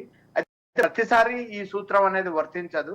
ఇంతకుముందు శ్రీనివాస్ గారు అన్నట్టు పోల్ మేనేజ్మెంట్ లో బీజేపీ చాలా తిట్టనండి ఆ విషయంలో. హర్యానాలో పోల్ మేనేజ్మెంట్ చేసుకోలేకనే కాంగ్రెస్ పార్టీ అధికారాన్ని కోల్పోయింది హర్యానాలో. కాబట్టి పోలింగ్ శాతం ఎందుకు పెరిగింది అనేది తుది ఫలితాల తర్వాతనే తెలుస్తుంది. జనరల్ గా కామన్ గా ఉండేటువంటి అభిప్రాయం ఏంటంటే ప్రభుత్వ వ్యతిరేక ఓటు పోల్ అయింది అనేటువంటి అంశమే ఎక్కువగా ఉంటదండి. ఓకే, దీనిపైన మస్తాన్ గారి విశ్లేషణ ఏంటో? అంటే ఇప్పుడు మనకి కరెక్ట్ గా ఇప్పుడు మనకి రెహమాన్ గారు చెప్పినట్టు ఓటర్లు ఆయా ప్రభుత్వాల మీద వ్యతిరేకతను చూపడానికి వాళ్ళు ఖచ్చితంగా ఓటు వేసే పరిస్థితులు ఉన్నాయి. ఇప్పుడు టీఆర్ఎస్ ఏదైతే 2018లో చెప్పారో దానికి వ్యతిరేకంగా ఇక్కడ ఆంధ్రప్రదేశ్ లో మనం చూడొచ్చు. ఆంధ్రప్రదేశ్ లో ఓటింగ్ పర్సంటేజ్ పెరిగితే వాళ్ళంతా మేము డైరెక్ట్ బెనిఫిట్ అందరికి వేసాం కాబట్టి వాళ్ళందరూ వచ్చి గంపకొత్తగా మాకే ఓట్లు వేశారని చెప్పేసి వైసీపీ ప్రకటించింది. కానీ ఫలితాల్లో చూస్తే కేవలం 40% ఆఫ్ ఓట్ షేర్ మాత్రమే వచ్చింది. 57% కూటమికి వచ్చిన పరిస్థితి కూడా ఇక్కడ గమనిస్తాం. అయితే జనరల్ గా ఓటింగ్ పర్సంటేజ్ పెరగటం అనేది మాత్రం ఖచ్చితంగా ప్రభుత్వాలకు వ్యతిరేకంగానే ఉంటదనేది టోటల్ గా మనం అన్ని రాష్ట్రాలు కానీ జాతీయ స్థాయిలో కానీ చూసినప్పుడు అది కనిపిస్తా ఉంది. అయితే విచిత్రంగా ఏమైందంటే ఒకటి చెప్తా నేను, మనకి మన ఓట్ల రద్దు జరిగినా కానీ లేదంటే నరేంద్ర మోడీ గారు కొన్ని సందర్భాల్లో మన ఉమ్మడి పౌరస్మృతికి సంబంధించి కానీ ప్రజల్లో తీవ్ర వ్యతిరేకత వచ్చినప్పటికీ కూడా అది ఓటర్ రూపంలో కనిపించలేదు. కేవలం వాళ్ళకి సీట్లు తగ్గాయి తప్పితే అది అధికారానికి చేరువగానే వాళ్ళు ఉంచారు అక్కడ. అంటే కొన్ని ఆయా స్థానిక రాష్ట్రాల్లో స్థానికంగా ఉండే పరిస్థితులను బట్టి ఆ ప్రజల యొక్క అభిప్రాయాలను వ్యక్తం చేసే తీరు కూడా ఆధారపడి ఉంటుంది అనేది మనం చెప్పాల్సి ఉంటుంది. ఓకే, రైట్ అండి, thank you so much Baji గారు, శ్రీనివాస్ గారు, మస్తాన్ గారు, రెహమాన్ గారు డిబేట్లో పార్టిసిపేట్ చేసినందుకు థ్యాంక్ యూ సో మచ్.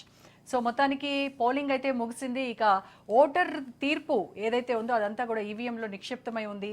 ఎవరి ధీమాలో వాళ్ళు ఉన్నారు గెలుపుపై. మరి 3 రోజులు ఆగితే ఖచ్చితంగా మనకి రిజల్ట్ రాబోతోంది. చూద్దాం ఏం జరుగుతుందో. ఇది వాళ్ళ special debate. Stay tune to Raj news.